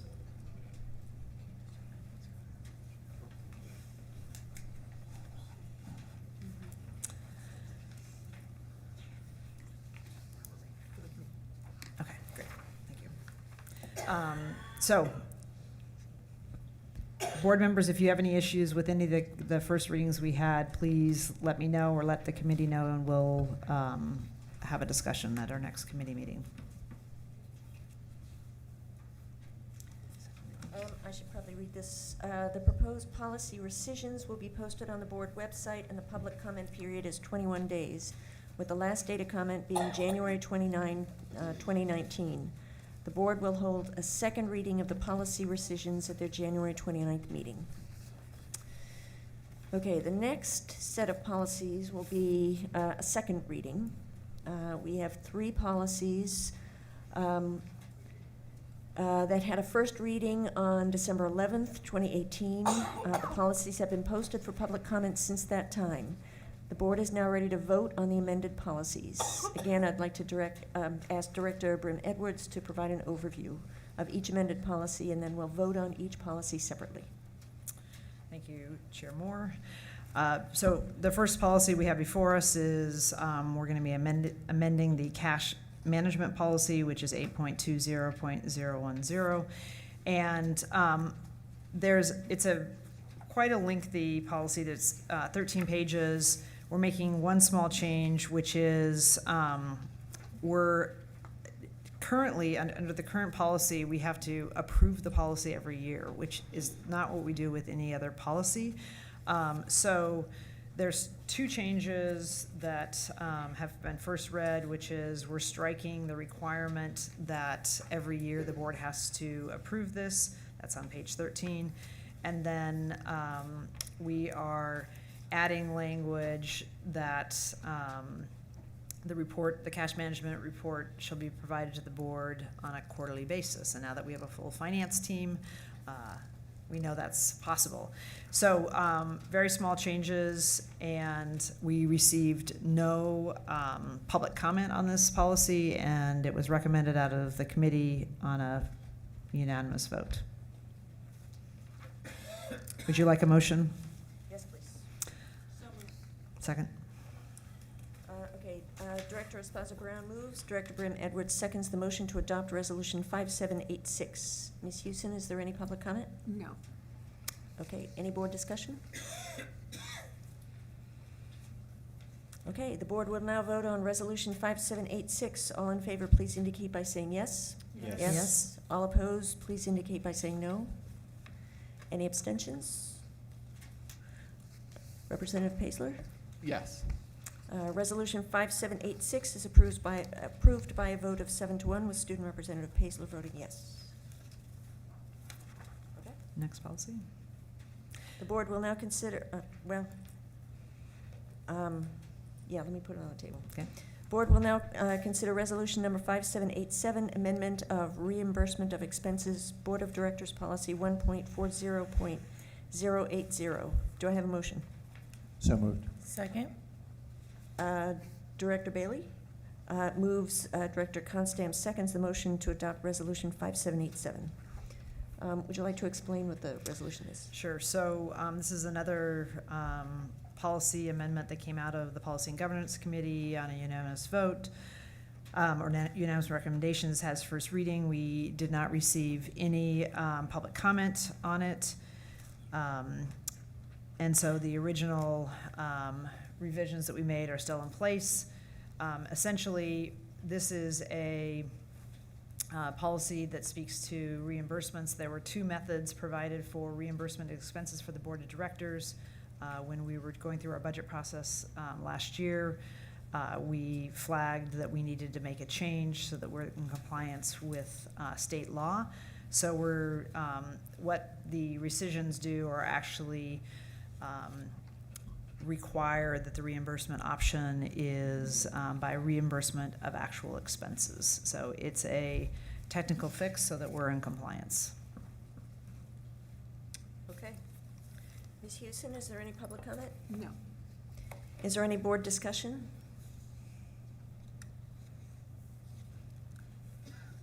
Okay, the board will now vote on Resolution 5787. All in favor, please indicate by saying yes. Yes. All opposed, say no. Any abstentions? Student Representative Paisler? Yes. Resolution 5787 is approved by a vote of 7-0, with Representative Paisler voting yes. I have a question which I should have raised before, which is the timeline for implementation is retroactive back to July of 2018, which obviously isn't practicable in terms of reimbursable expenses. So what is That's the going to plan with be that? addressed from an operational standpoint. I think there was a message that was sent to the board members about that, so. Not specific, anyway. So we'll, I'll send you the communication, but it's a good point to raise, and we'll share with you what we sent out. We didn't receive anything, no. Yeah. We just need to figure it out.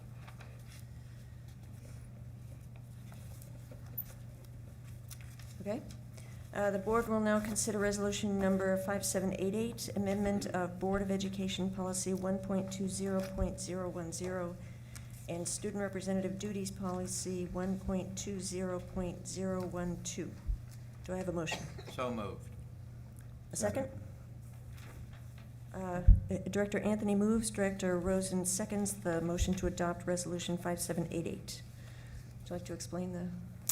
Yes, so this was another, I would describe it as a technical fix and some compliance-related changes that we have two policies, and effectively what we've done is taken the student representative duties from the Board of Directors policy and put them in the student representative duties policy.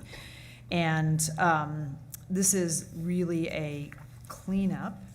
And I want to acknowledge that there was significant discussion with our previous student rep, Moses Tran, and then with our current student rep, also an interest in making changes to this policy and bringing them forward to the board for consideration. And by just amending this policy for these cleanups does not at all preclude, in fact, we'll be anticipating that further changes will be coming, but this is a sort of technical compliance cleanup. So you should have a fresh slate for your work ahead.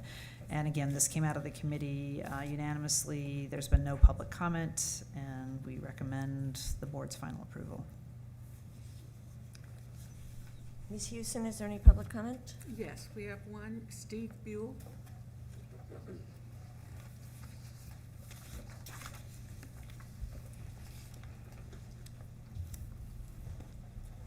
Steve Buell. It'd be nice to have just a little comment before I make the comment about this thing. It'd be nice to have children-driven school district instead of data-driven school district. There's things you have to do to put those two things together. I don't see it happening the way that we're going. While you're all patting yourself on the back, please keep in mind that you've gone way backwards on some very important initiatives that were the board before you that you have dumped, which were very child-oriented, and I'm not sure your transparency has gotten any better. I haven't seen that. I'm still struggling trying to just Excuse talk me, to are people. you speaking to this resolution? Yes, I am, and that's exactly what I'm talking about. This resolution, well, is not just a little cleanup. This changes the status of the student representative. The student representative has always been seen as a equal member with the board, except in two areas. Area one is he's only allowed, or she's only allowed, to come to executive sessions with the approval of the board. And two is that he or she cannot vote. And in the original policy, it says every other thing that a board member has, he or she has that power. Now, basically what you've done, you've taken that away. Now, if I was a student rep, I'd be screaming bloody murder here, because basically what you've done is taken away student voice, because in this case, the student voice is there. It's solid as a rock. The new policy changes makes him a kind of like he's shadowing the school board, not an actual member of the school board. Now, a couple weeks ago, this board took a look at student voice and said, we don't really want to do student voice. And you just did it again tonight, where they asked, can you take care of this, Nick? Which was a good question. But there was no answer. There was no, yes, we'll take this out. and actually go to the schools and the kids in the schools and let them, as your student rep suggested. So this is a real destructive thing for student voice. I'm a big proponent of student voice. I think it's critical to listen to your students in your school system, and this goes the exact opposite direction. I suggest everybody vote no, and you go back to the drawing board, keep the beginning things in there, and then Mr. Paisler himself goes, wait a minute, this is not working for me. This is wrong. You guys have a nice evening. Thank you. I think I do anticipate with the work that the student representative is doing with the superintendent and the hiring of a new liaison within the district to support a much stronger infrastructure for bringing student voice forward. I do anticipate probably substantial changes to this policy. And Nick, before you leave, and one of the things, that when we had the opportunity to meet with a panel of students at the Council of Great City Schools, we had a really great discussion about whether or not student representatives should be full voting members. And there are some districts that have that precedent, and there's still some exceptions around labor agreements and personnel matters and all that, but that was something that really progressive school districts are doing. So I look forward to seeing some substantive new ideas coming forward from both of you on this whole area, because I think it's ripe for a lot of change. In my experience on the board, we have not done a good job of honoring student voice and having structures and mechanisms for integrating kids into our decision-making process. And I think we just saw that with the SRO issue, and we're getting better all the time. But just like everything else that we're working on, we need systems in place so that it's not just an ad hoc occurrence. So we recognize that early on, and one part of our district reorganization is, as you know, we created a new department for student support services, and we were getting ready to launch sort of one wing of that, and that was to be deliberate about having central capacity to promote, support student leadership and student engagement, student voice. And I know that Chief Martinick has been working with our student rep Paisler so that our students are actually helping as a part of the selection process in being clear about what kind of person can really help fill that role to support student leadership activity across all of our high schools. Now, this team will be focused not just on student government and leadership, but also supporting student leadership activities like with our Black student unions, our METCHA groups, and other requests and solicitations from school at the school level for central office support in those areas. And so PPS hasn't been organized that way in the past, and so we wanted to make sure and create a capacity that you might find in some of the large urban districts. And so stay tuned for, I know, a couple personnel that will be going up for recommended hire to help lead that effort. I had one comment about the language or the text here specifically, and I just wanted to check with Mr. Paisler.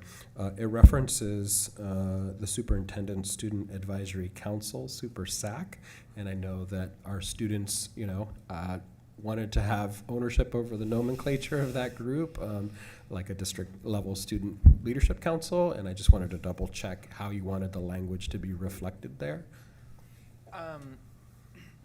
Yeah, so we have so far changed the name of the council to the District Student Council. So that's how we're going to be moving forward. And so, I think backing up on that, those changes are what I'm looking for. There's lots of changes, and I think additions to come through this school year that I hopefully will work on and get done before my term is up. So yeah, I'm looking forward to that. And so I think, as long as moving forward, as long as this, I agree with this cleanup, because I think this policies have been messy over the past couple of years and nothing's really been done. So I agree that if the cleanup is necessary and that it makes things more clear for the student representative currently, that makes sense, but that doesn't mean I'm leaving it here. So there will be work done, and my goal is to put all of our new edited items and additions into this, especially to work with the new student support position for next year. So, yeah. Great. Well, after we modify that this evening, if you have a package of amendments, let's bring them to the Policy and Governance Committee and we can consider them.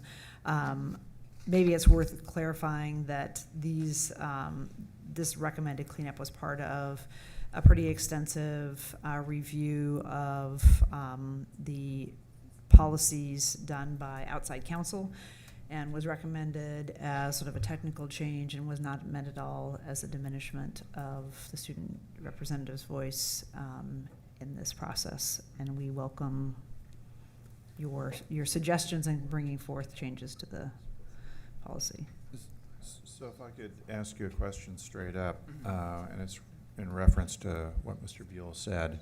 If you look at what's in the crossed out here, is the first two sentences state directly what the responsibilities are. And the new language starts off with the student rep is expected to learn about the board by, and then list a bunch of activities.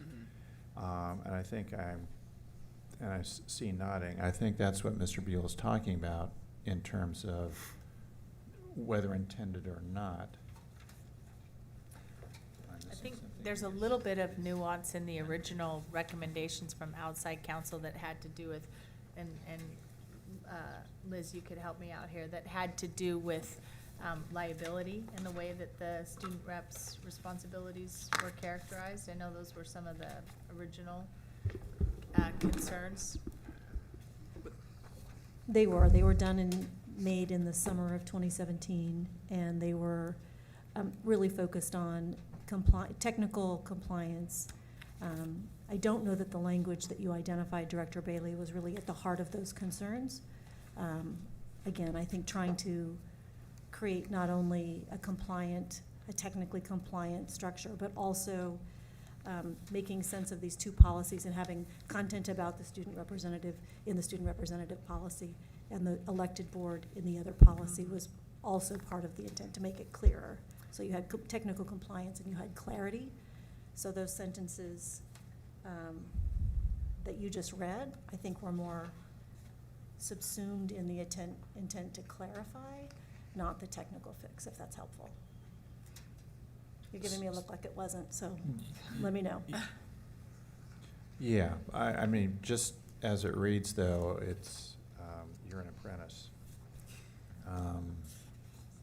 or an intern in that sense. Well, and is that that's what the language would directly state? Is that what we want to? Am I missing something here in terms of what you were just saying? Well, I mean, the cleanup, from what I remember, is to clarify that the student representative isn't a board member. Am I correct? That was part of the cleanup, was to clarify that it's a representative. Your rights and not responsibilities are different. Yes, exactly. Okay, right. So to clarify that, okay. So maybe also, Director Bailey, I'm just looking, that it's a super long paragraph with lots of semicolons.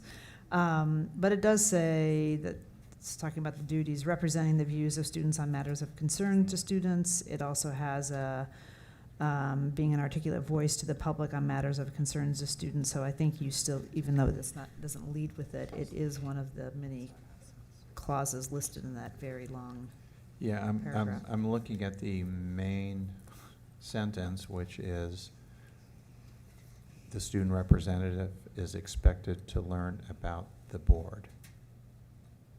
And that's Sounds like an outsider. That to me feels like a pat on the head. I think I would concur with Director Bailey, because I think in the attempt to offer clarification, when you read the paragraph as is, and it wouldn't take a lot to sort of create more affirmative language besides may not, will not, can't, versus starting off with our student representative plays an important role in amplifying student voice to elected policymakers of the, and then elaborate on what those parameters are, I think has a different tone, is I think what we're getting at. Yeah. So can I offer a potential path forward? maybe we table this, or maybe we send it back to the committee, that we have a meeting on Thursday. We can capture I think what we think is the intent, but maybe not artfully expressed, and then bring it back for a second reading. Does that work? Yeah, no, I think that's, I mean, I think time-wise, and just for this section, I think that would be a good idea. Because I think there's a little more, I think. Yeah, we don't need to clarity. wordsmith it here. I mean, we have a meeting Yeah. and we can, I don't think there's any disagreement on the intent. It's just not Captured. artfully worded, so we can correct that. We can then send it back out, and unless Ms. Large tells us differently, we probably can then just have another second reading on the language. This doesn't sound like we're going to be changing substantively the intent, rather just how it's expressed. Yeah, I agree with that. I mean, and with my plan this year too, I mean, I don't think this isn't the first time, this isn't the only time this policy is going to be adjusted. So, I mean, there will be more to come. So, with that in mind, there will be more time to go through this. So, And I think, you and I have talked about this Yeah. a fair bit. just got to get through finals week. Just got to get through finals. Yeah, I know. I'm like, I will work on this in 2 weeks, but. And my expectation is that your suggestions for change are going to be very substantive. Yeah. And significant. Mm-hmm. In the direction of not only clarifying the student role, but actually enhancing it. No, yeah, I mean, I think events, budgets involved, the position involved, I think there's going to be a lot more coming to this, as well as I think we can, craft it a little bit more to be student voiced, boom, so, I agree. Okay, follow up with that. Okay. So we have a motion, there's a motion on the table, though? Is there? And so, Ms. Large, can we amend that motion to send it to the Policy and Governance Committee? So I would. Or do we, we need a motion to table? Is that the proper? I think you could just table. Or can we just re-refer it to committee? Okay. Do we need, I think I need some legal guidance here. Yeah. Sorry. How about I move to table the motion? Do we have to table the entire? Or we could just, Or just- or we Can we could just just send it vote back it, we could just vote it down and you come back. I think either path will work. I think it's clear what the board is trying to do, so we can pick one path or the other. But there's, the point of our governance is to make clear on the decisions we're making, and I think the intent is clear procedurally. We can withdraw the motion. You can, That would probably be the cleanest. Yeah, I don't think we want to vote it down or table it. Okay, right. Okay, so do we all need of the to above. vote to withdraw? Or can we, no, I think the Whoever made director the who made motion. the motion can. okay. Yeah. Director? I did. Anthony, right. So, So I withdraw the motion. okay, There we go. all right.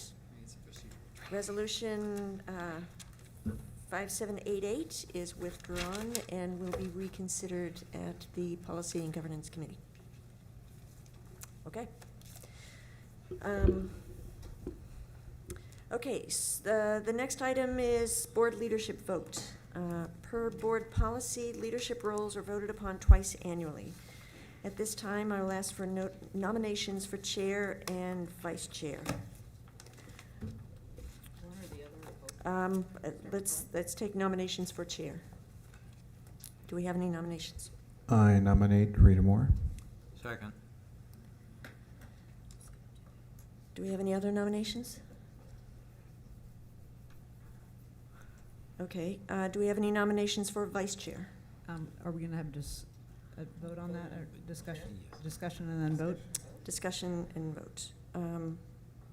Okay, let's, do we have any discussion on, so resolution number 5789, election of board chairperson, with Director Moore nominated for chair.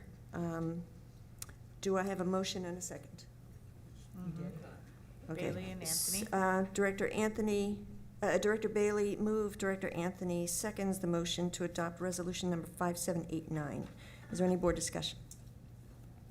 So, yes, I am going to be supportive. I just want to share a concern I have that we retain our sense of urgency and focus on our core responsibilities of the board.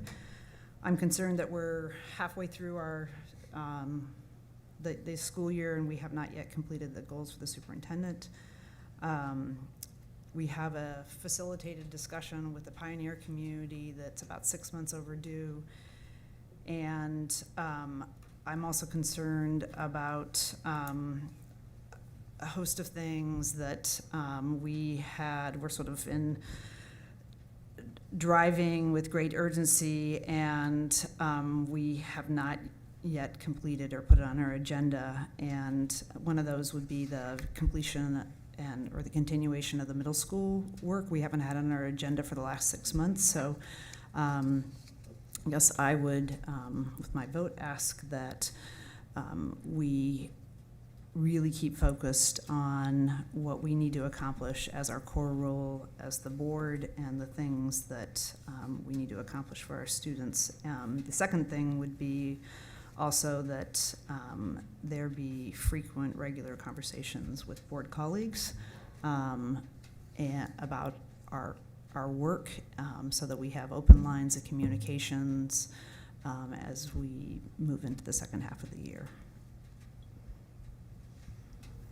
I would like to say I'm going to be supportive of Chair Moore to continue in the role, and I'd just like to say that with regard to our activities and our agendas, what we have arrived at in the last 6 months, which is very different from the preceding year, is a joint work plan with the senior staff that clearly prioritizes all of our activities. And there is a lot of work to be done, as we all know, and there are no priorities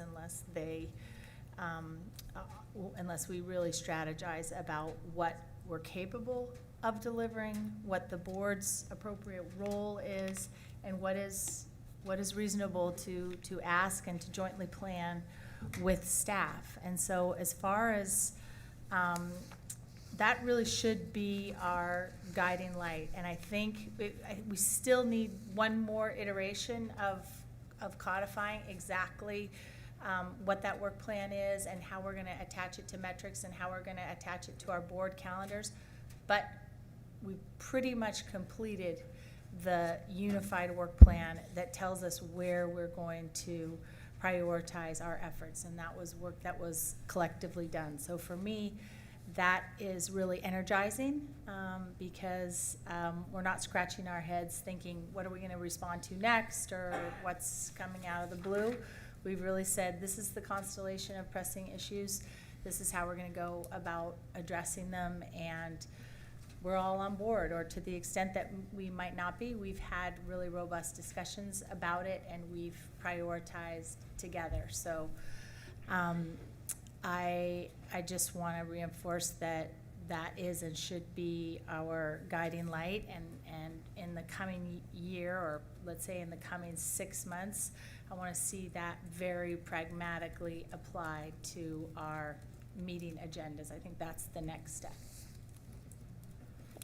My primary point was that we have work that's the board's work that needs to be scheduled, and the staff has nothing to do with the superintendent's goals, and we need to do that because that's one of our primary responsibilities, and it's just disappointing that we're at this stage in the year and we don't have that completed.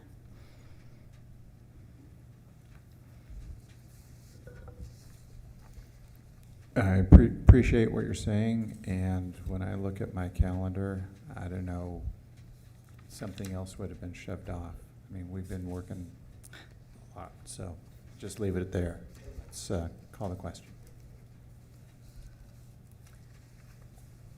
Okay.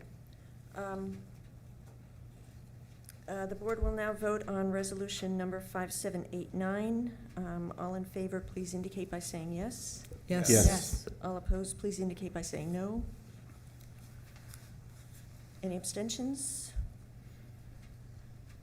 Student Representative Paisler? Yes. Resolution number 5789 is approved by a vote of 7-0, with Student Representative Paisler voting yes. Can I ask a Ms. Lodge question? So we have the posted resolution number 5789 was for both a chair vote and a vice chair. Oh, one number. One number. What's posted is a second resolution 5790 for the vice chair. Okay. I'm looking at the site. Okay. We'll now consider resolution number 5790, election of vice chair. I nominate Director Esparza Brown. Second. Okay, Director Brim Edwards nominates Director Esparza Brown and Director Anthony, Director Bailey, the other one. Director Bailey seconds. Is there any board discussion? Okay, the board will now vote on resolution number 5790. All in favor, please indicate by saying yes. Yes. All opposed, say no. Any abstentions? Student Representative Paisler? Yes. Resolution number 5790 is approved by a vote of 7-0, with Student Representative Paisler voting yes. Okay.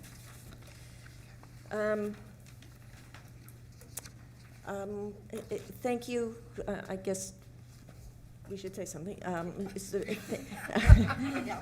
Just move on to the next thing. I want to thank everybody for the vote of confidence. There's, as everyone has said, there's a great deal of work to be done, and the work is hugely important for all of our students. So we can't lose sight of the real essence of the work, which is improving the way we deliver education that is appropriate and engaging and useful for students.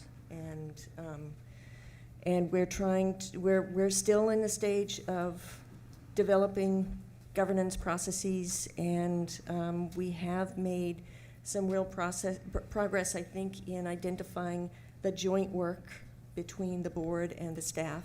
And there's still pieces that need to be finalized, but I think it feels to me, at least, like we have a more solid footing in knowing who's doing what, when, and how. Mm-hmm. And I think it gives us a path forward to make real progress in the kind of transformation that we all want to have happen to PBS. So, did you want to say? I do. So thank you, colleagues and friends, also for the vote of confidence. I'll continue. We have done a lot of work. I mean, we are exhausted. I think we can all look at our faces. But it's important work. There's been a lot of progress that's been made. I'll just reiterate that my areas of focus that I want to continue to really laser focus on are our community partnerships, closing that historic achievement gap or the resource gap, making sure that we're providing equitable opportunities, but we're doing that in community because we can't do it alone. Also looking at the progress of programs for kids with disabilities, special needs. And I'll continue to be really interested in our literacy work with the new dyslexia law that's coming down the pipe that will be enacted in September in the fall. Looking at how we can better identify and serve kids that struggle with the literacy, with reading, which we know is about 20% of our population. So kind of those are my areas of focus that I will continue to bring a lot of energy to, as well as everything else on our work plan. So thank you. Looking forward to a productive next 6 months. Okay, next item is the business agenda. The board will now vote on the remaining items in its business agenda, having already voted on resolutions 5786 through 5790. Ms. Hewson, are there any changes to the business agenda? Yes, as mentioned earlier in the meeting, on page 3 of the business agenda, resolution 5785, the Black Parent Initiative contract has been pulled. Can I ask, I wasn't aware of that until right before the meeting, how that happened or who pulled it, and more information about it, because I think, And also, Mr. Posey referenced a series of questions which the board has not seen. seeing the questions or the answers. The questions, all the questions and the answers. So they were questions generated by the board? I'm asking the same question. Okay. I think it was Dr. Martin. So there was an email that was sent with some of the answers. And is there a normal practice when the contracts are sent out to board members, that board members have a chance to review them, ask questions, and I think that's what happened. It should be noted in the audit that all direct negotiation contracts or contracts for services to students, that the recommendation is that the board provide oversight and review them.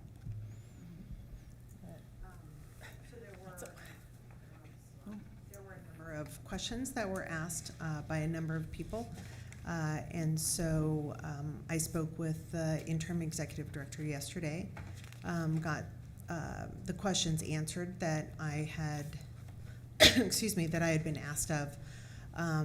After I sent that out, there were additional questions that were asked, and based on discussion through either text, email, or phone calls from a variety of people, including legal counsel, we made a decision to pull the BPI contract. I did call Mr. Posey at that time, and I sent an email to all of you that I was pulling the contract at that time, and spoke with Mr. Posey. I told him that there were a number of other questions, and so told him that I would email him those additional questions, which I did this afternoon, and then asked to set up a time to meet with him and with Iris Bell, the interim executive director, in order to go through more of those, do more of our due diligence in order to provide the board with additional information so that you can make a decision. I guess I'm concerned about process, so how long, we've had the business agenda in our packet now for a while. I'm just concerned about holding up, just, kind of financial issues with some of our community partners, and maybe because we've looked at our packets late and haven't asked the questions in a timely manner. I don't know, I'm just feeling really bothered. I know it is a partner that has experienced a lot of turmoil, and I think they're really working hard to rebuild. Mm-hmm. And our students benefit from services. I'm just concerned about putting them in a bad position by having to wait.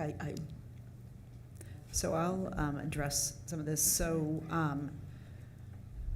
almost a year ago, I don't remember the exact date. So there were a number of issues that were raised. One of them was that there was not a board, a governing board, for almost 9 months, which is out of compliance with the law, which is a significant issue. And I had asked some questions a long time ago that were not answered. And then I believe we got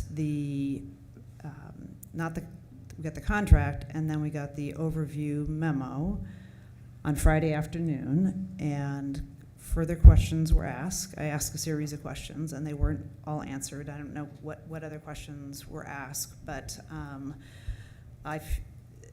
personally, I do think one of the issues that the Secretary of State's audit raised, they asked the question about what our process for oversight, and we provided a description. I think we've made a lot of progress on how we provide transparency for our contracting.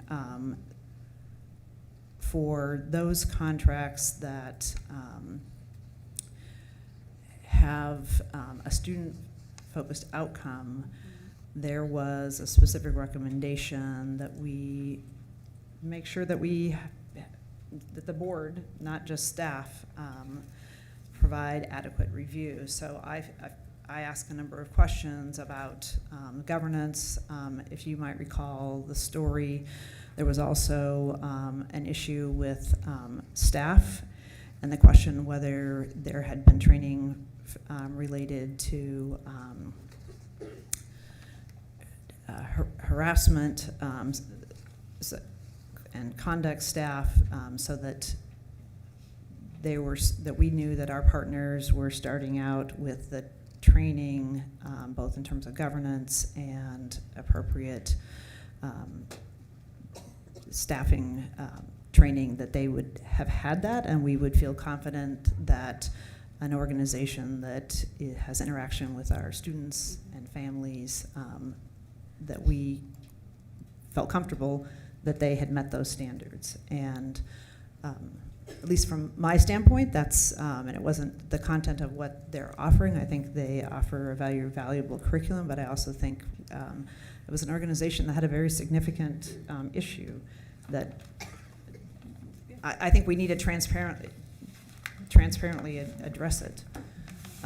And what we looked at, what sort of remediation the organization took, and I think they've taken some, Well, but I it's think not. there's a new board, a new interim CEO. I think they have taken steps. New strategic plan. I say that they were out of compliance with the law for 9 months, and we Yes. didn't know that. So. Right. I think that's why those, again, it has been reconstituted. I agree that oversight is crucial. But I'm not sure how to move ahead and really help support some of our organizations when they're going through their own trauma, and then how that trauma impacts their community. So. I mean, Can I to ask me, you- the bottom line is the justification for the value of the services in the first place. And what are our schools saying in terms of requesting these school-based services? And what is our chief's estimation of the value of continuing contracting with an organization? Is this bringing value to our students? Is it meeting have we set clear goals and metrics? And that's the recommendation that we ask for from our chief, in this case, you. Yes. I think this is a complicated matter. As I have taken on the community partnership responsibility just over the past 4 weeks, it might be 5 weeks with the Christmas break, there are contracts that I have started looking at and getting into the process of reviewing contracts. I agree with the Secretary of State's recommendation that we have had some issues with monitoring our contracts and doing due diligence and having a clear process.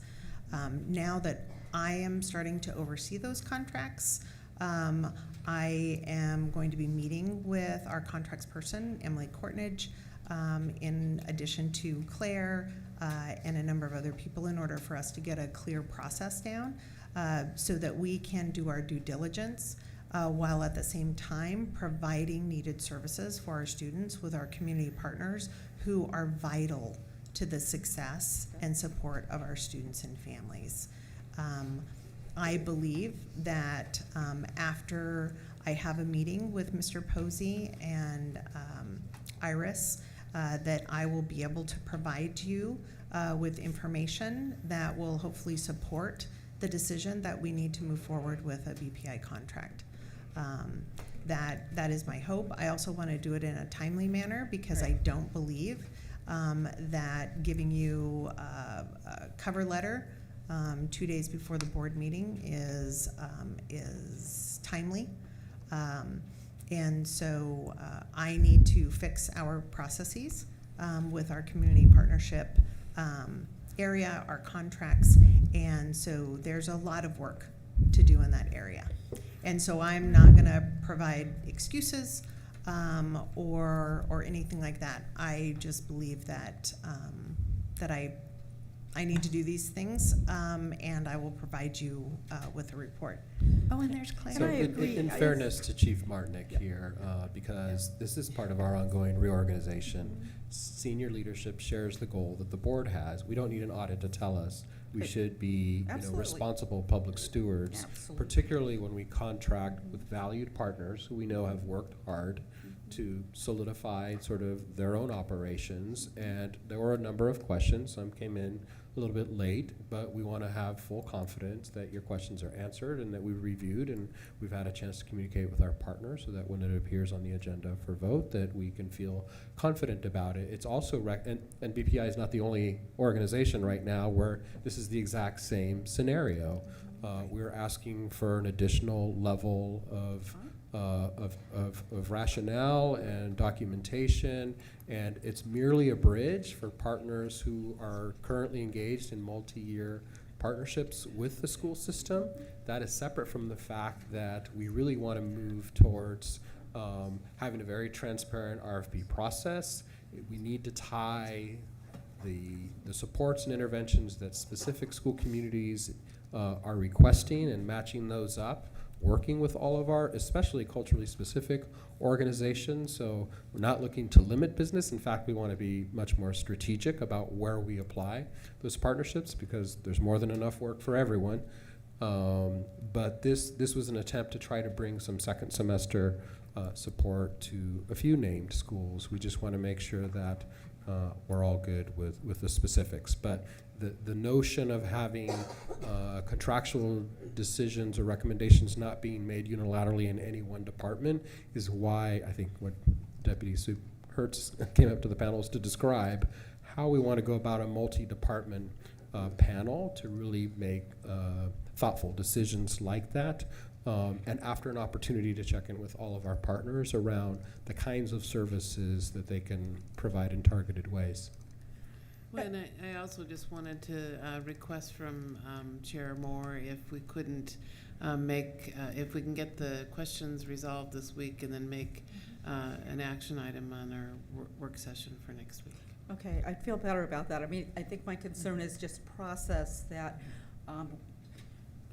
we make sure to get our questions answered so we're not holding up a contract where they might really be relying on our contract in order to continue to deliver the services. So I would appreciate that if we could get the logistics and the metrics and all taken care of, and then perhaps have a vote next week. Well, we have an unusual period of time. We normally have a board meeting essentially every other week. Right. And we have an unusual period now where we're going to have 3 weeks intervening before the next. But we do have work sessions in those 3 weeks. We could certainly take some time and reconvene as a board, as a regular board meeting, and take a vote if we have all of the information we need. When we do, but I think that's a good solution. Just clarification. Because there's been mention of a number of different services, but this is for parent engagement at 3 schools. So Yes. it's not a student outcome directly as a metric, is that correct? It is specifically for the 3 schools, and it's around Okay. parent engagement. You're saying there's no students involved? No, I think that the contract, and I don't have it in front of me, but I believe the contract states it's around parent engagement. Then it's different from last year because last year's metrics there was a parent piece, but there was also a student. Also student pieces as well. And what I want to do next week is talk about it because the timeline has been so shortened. Yeah. I really want to have a conversation to see what's going to be successful for BPI to do within a 5-month period of time. Right. So one thing, just for the rest of the board, just in terms of contract process, in our discussion the other day with the Secretary of State, They're not providing us with a set protocol for how they expect us to review contracts.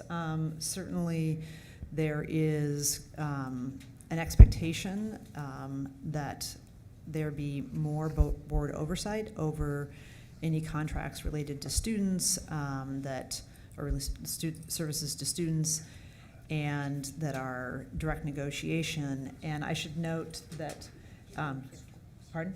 Really careful. That the contracts that they audited, it's important to note that about half of them were below the $150,000 threshold that is for board review. And as part of our dialogue with the auditors, they are recommending a more, that we outline what our specific process is so that it's transparent. I think I can clarify this a little bit by what the staff would like to recommend to the board, is that we align more of an academic return on investment approach to our investments in these types of contracts. And in our budget process, we'll be bringing forward that whole framework and structure for this is like the next steps towards aligning resources to our strategic plan. And this is something that we've been making a little bit of progress on, but asking for the last several years. And one of the key components there is for us to be able to compare like services and what the value really is. So that the templates are similar, the metrics are similar, so that we can really make choices around where we want to invest resources based on what they're doing for kids and families. And I think another piece that we've asked about several times is looking at the performance measures on an annual basis, the annual and quarterly reporting, and doing an assessment on the effectiveness of the work with our partners and determining whether subsequent contracts need to be adjusted or changed or stay the same, but based on those metrics. And so you can certainly, see developmentally, we agree, we want to be student-centered and data-driven, and that requires performance metrics. And those indicators in some areas haven't existed historically in the organization. So we want to be equitable and fair in how we are gauging positive impact. Certainly there are many ways that our valued partners describe that, and we want to give assurance that regardless of community-based partner, for instance, that we can document clearly that their work is in fact playing a role in raising student outcomes. And certainly the board has been clear to me as one of our financial leaders of the district that it's something that you brought up probably the first board meeting I attended, and I've gotten lots of feedback from this, and we are implementing a system working with our DISCO partners on the other side of the house. So thank you. Okay, I'm going to, we will return to this. You'll be getting us more information, and then when board members feel like we have enough information, then we'll take the opportunity to have a vote in some upcoming board session yet to be determined. So what I want to session, ensure for timeliness is that we have received several rounds of questions, and that by tomorrow that we receive any remaining questions so we can bring closure to the issue. Right. Thank you. Okay. I will send an email to everybody just outlining again the questions and answers that I have received so that you can review those one more time, ask any final questions so that when I have the chance to meet with BPI that we can go through and be complete. So okay. Thank you. Okay, thank you. Rita, Mr. Posey's trying to get your attention. Very briefly. Yeah, I just want to make sure you folk know that we've been under a tremendous amount of scrutiny. You're not the only funder or entity in our community that we've had to respond to relative to our condition. Just want to let you know that. We've had lawyers in, we've had a whole bunch of people scrutinize our organization.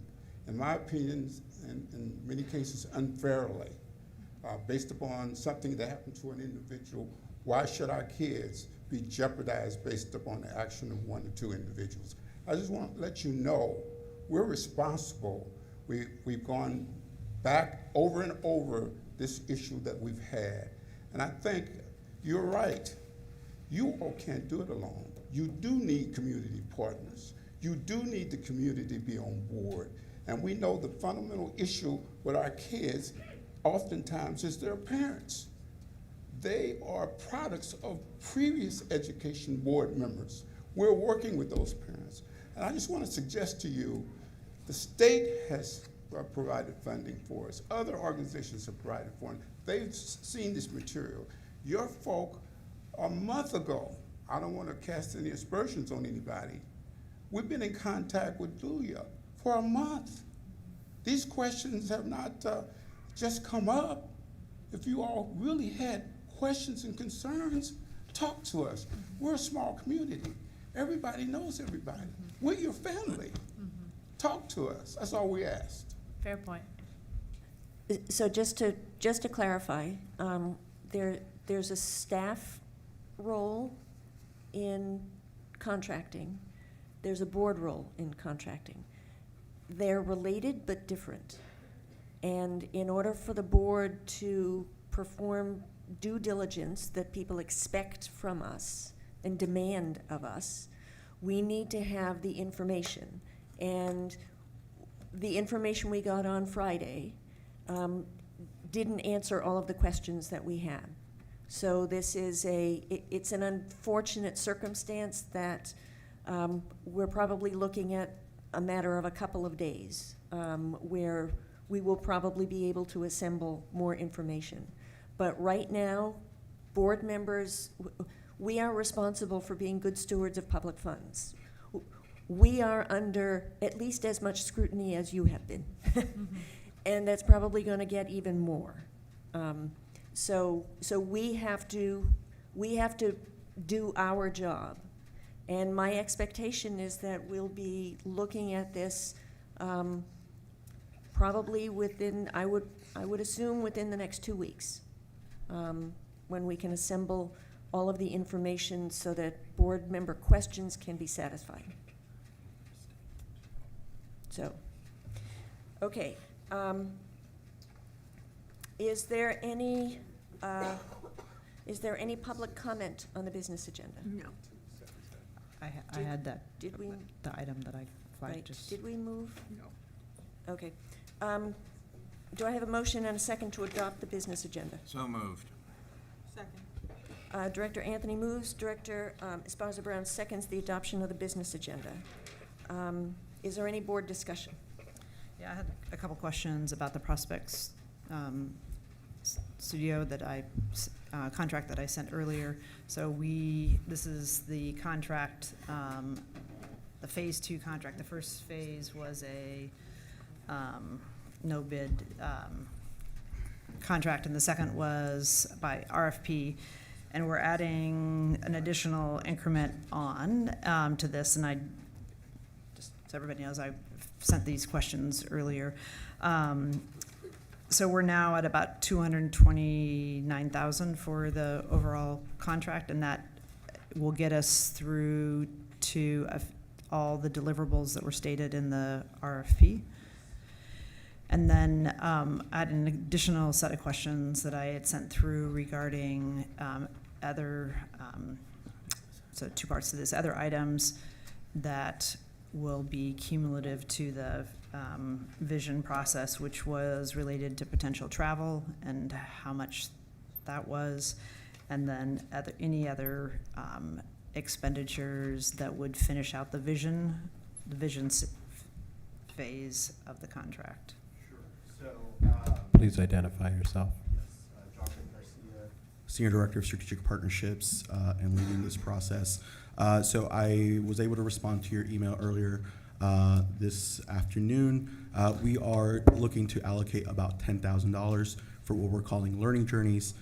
These learning journeys will be taking place in three different ways. The first will be a trip to the Bay Area, the South Bay, the Peninsula, and San Francisco.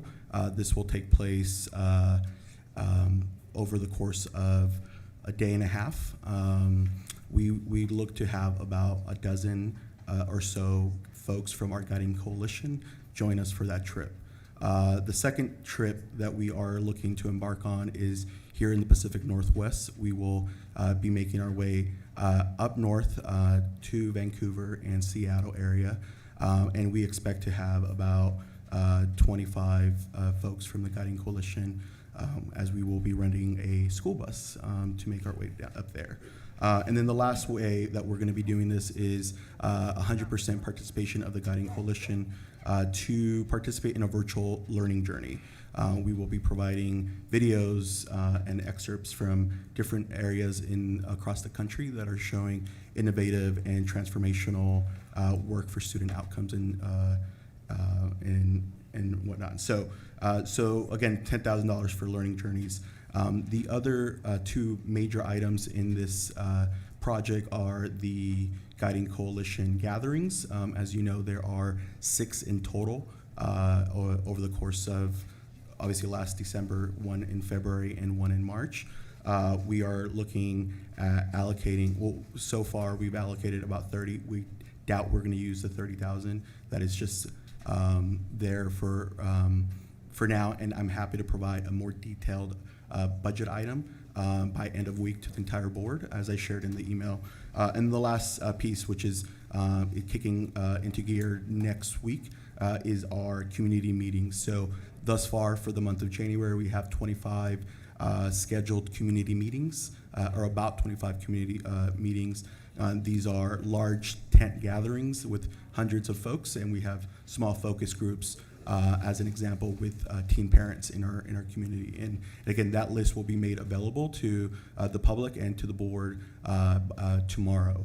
And so again, with the community meetings, we're looking again about 20,000 or so, and that is looking at purchasing meals for certain communities, like students, when we're engaging students after school or during lunch, and maybe want to do something outside of pizza or the lunch.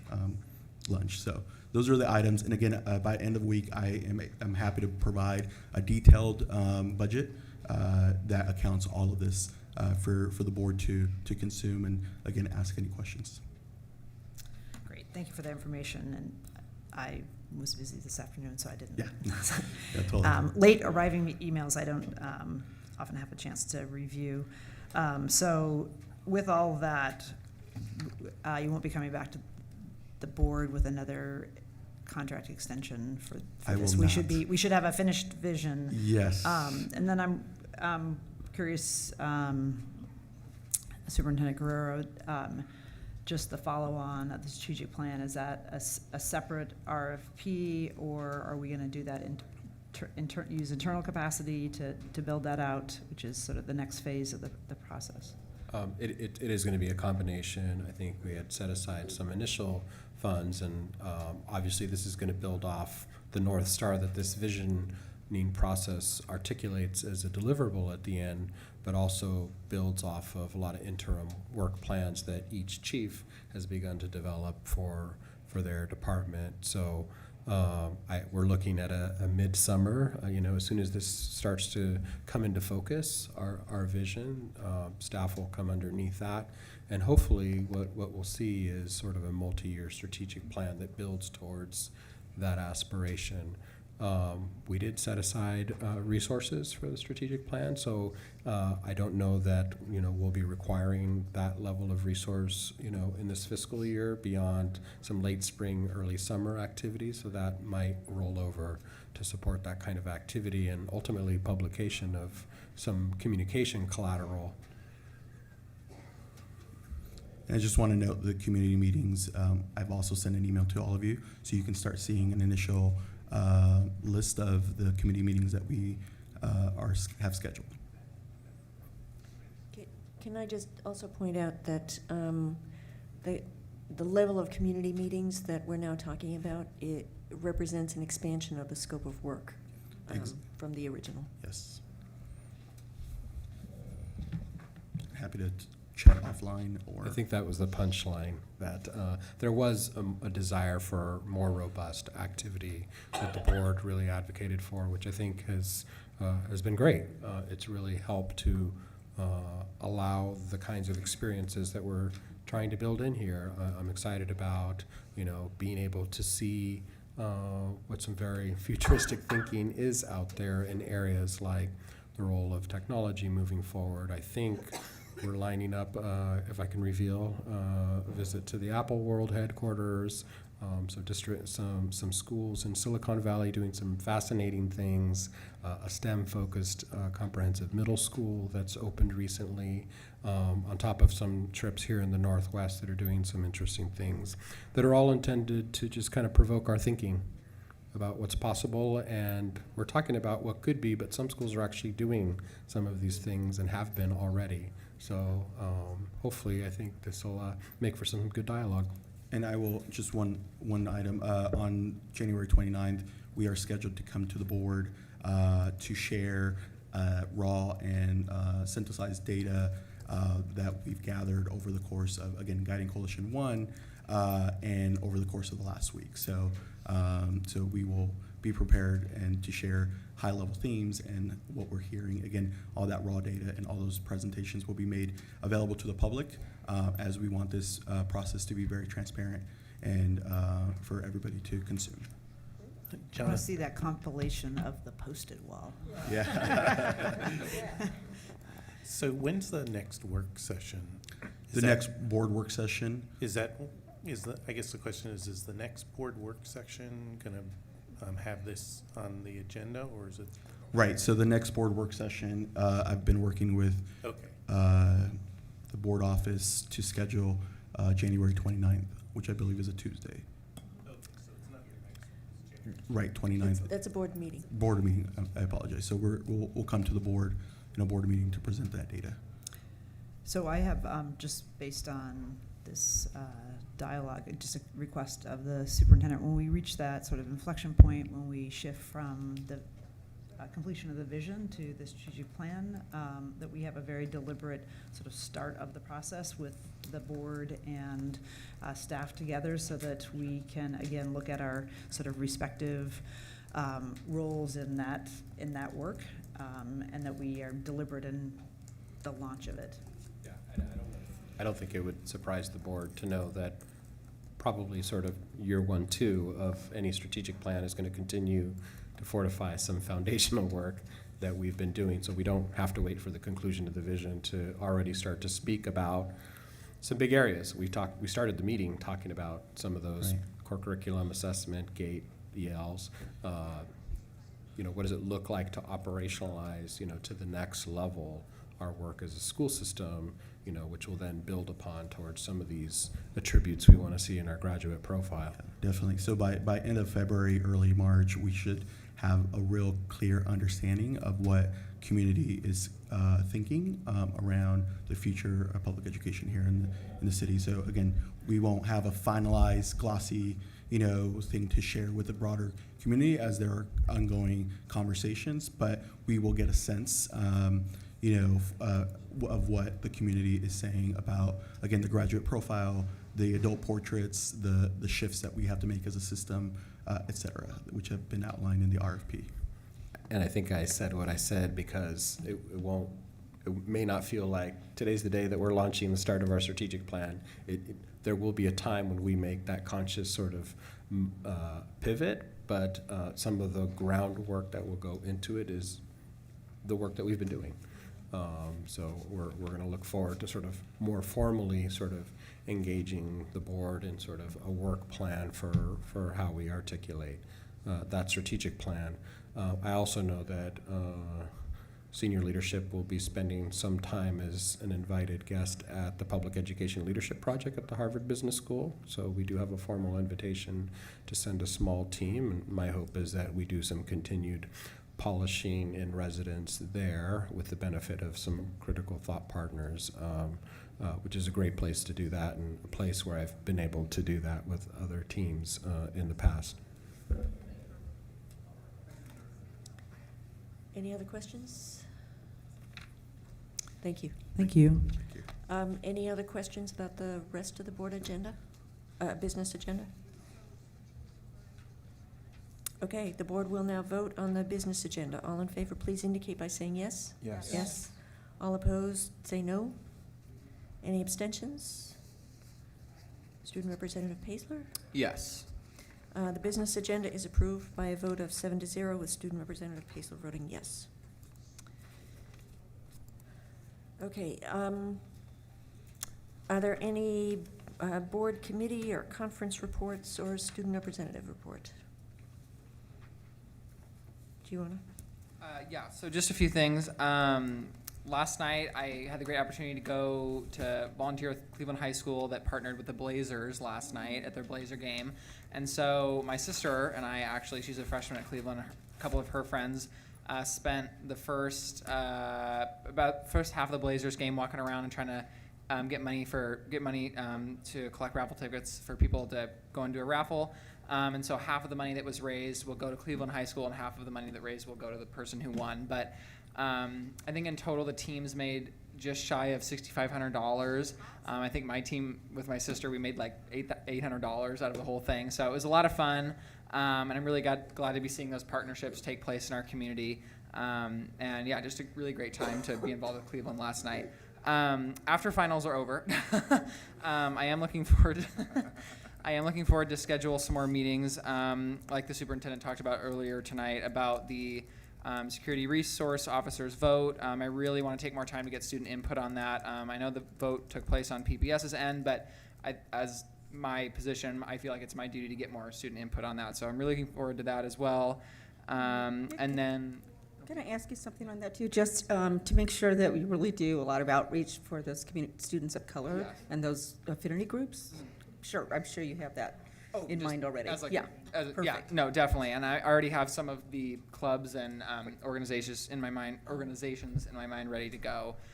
So looking forward to that, as well as I know we talked a little bit about the student representative policy tonight, but after February, beginning to meeting with my council again and some senior leadership team of PBS to get working on that and make our amendments and edits to that as well. So a lot coming in the next month.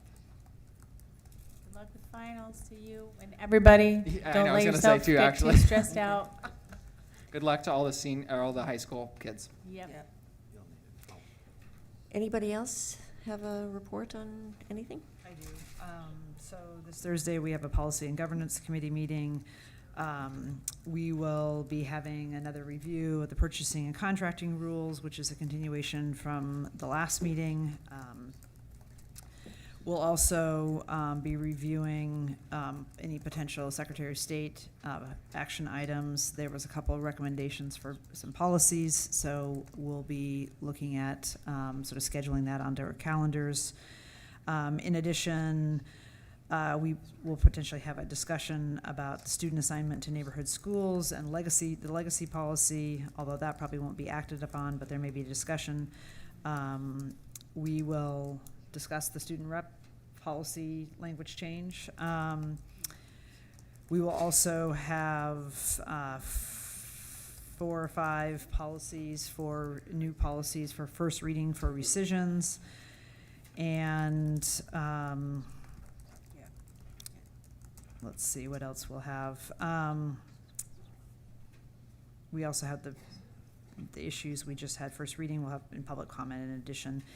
So that's Policy and Governance Committee meeting, and then the Audit Committee will meet on the 16th from 5 to 7, and we'll be covering a variety of topics. I'm sure the Secretary of State audits will be one of them, but also between now and then, we'll have 2 days of interviews of our internal audit, internal performance auditors, and I guess we'll notify board leadership that we likely will need some sort of resolution authorizing the committee to make a recommendation and a hire, since this is one of the few positions other than the superintendent that the board will hire, and we'll look for guidance from you, Ms. Large, on how to do that correctly. Anybody else? Yeah, I continue to take part with the central office staff on the sort of the core group around the vision process, and Jonathan talked a lot about the work that we're doing. And if you remember a couple of months ago when I said, yeah, I think we need to do about 40 or so of these outreach meetings, and I think there was some stunned disbelief. I think I heard gasps. Yeah, and I think that has turned into enthusiasm. Are you attending them all?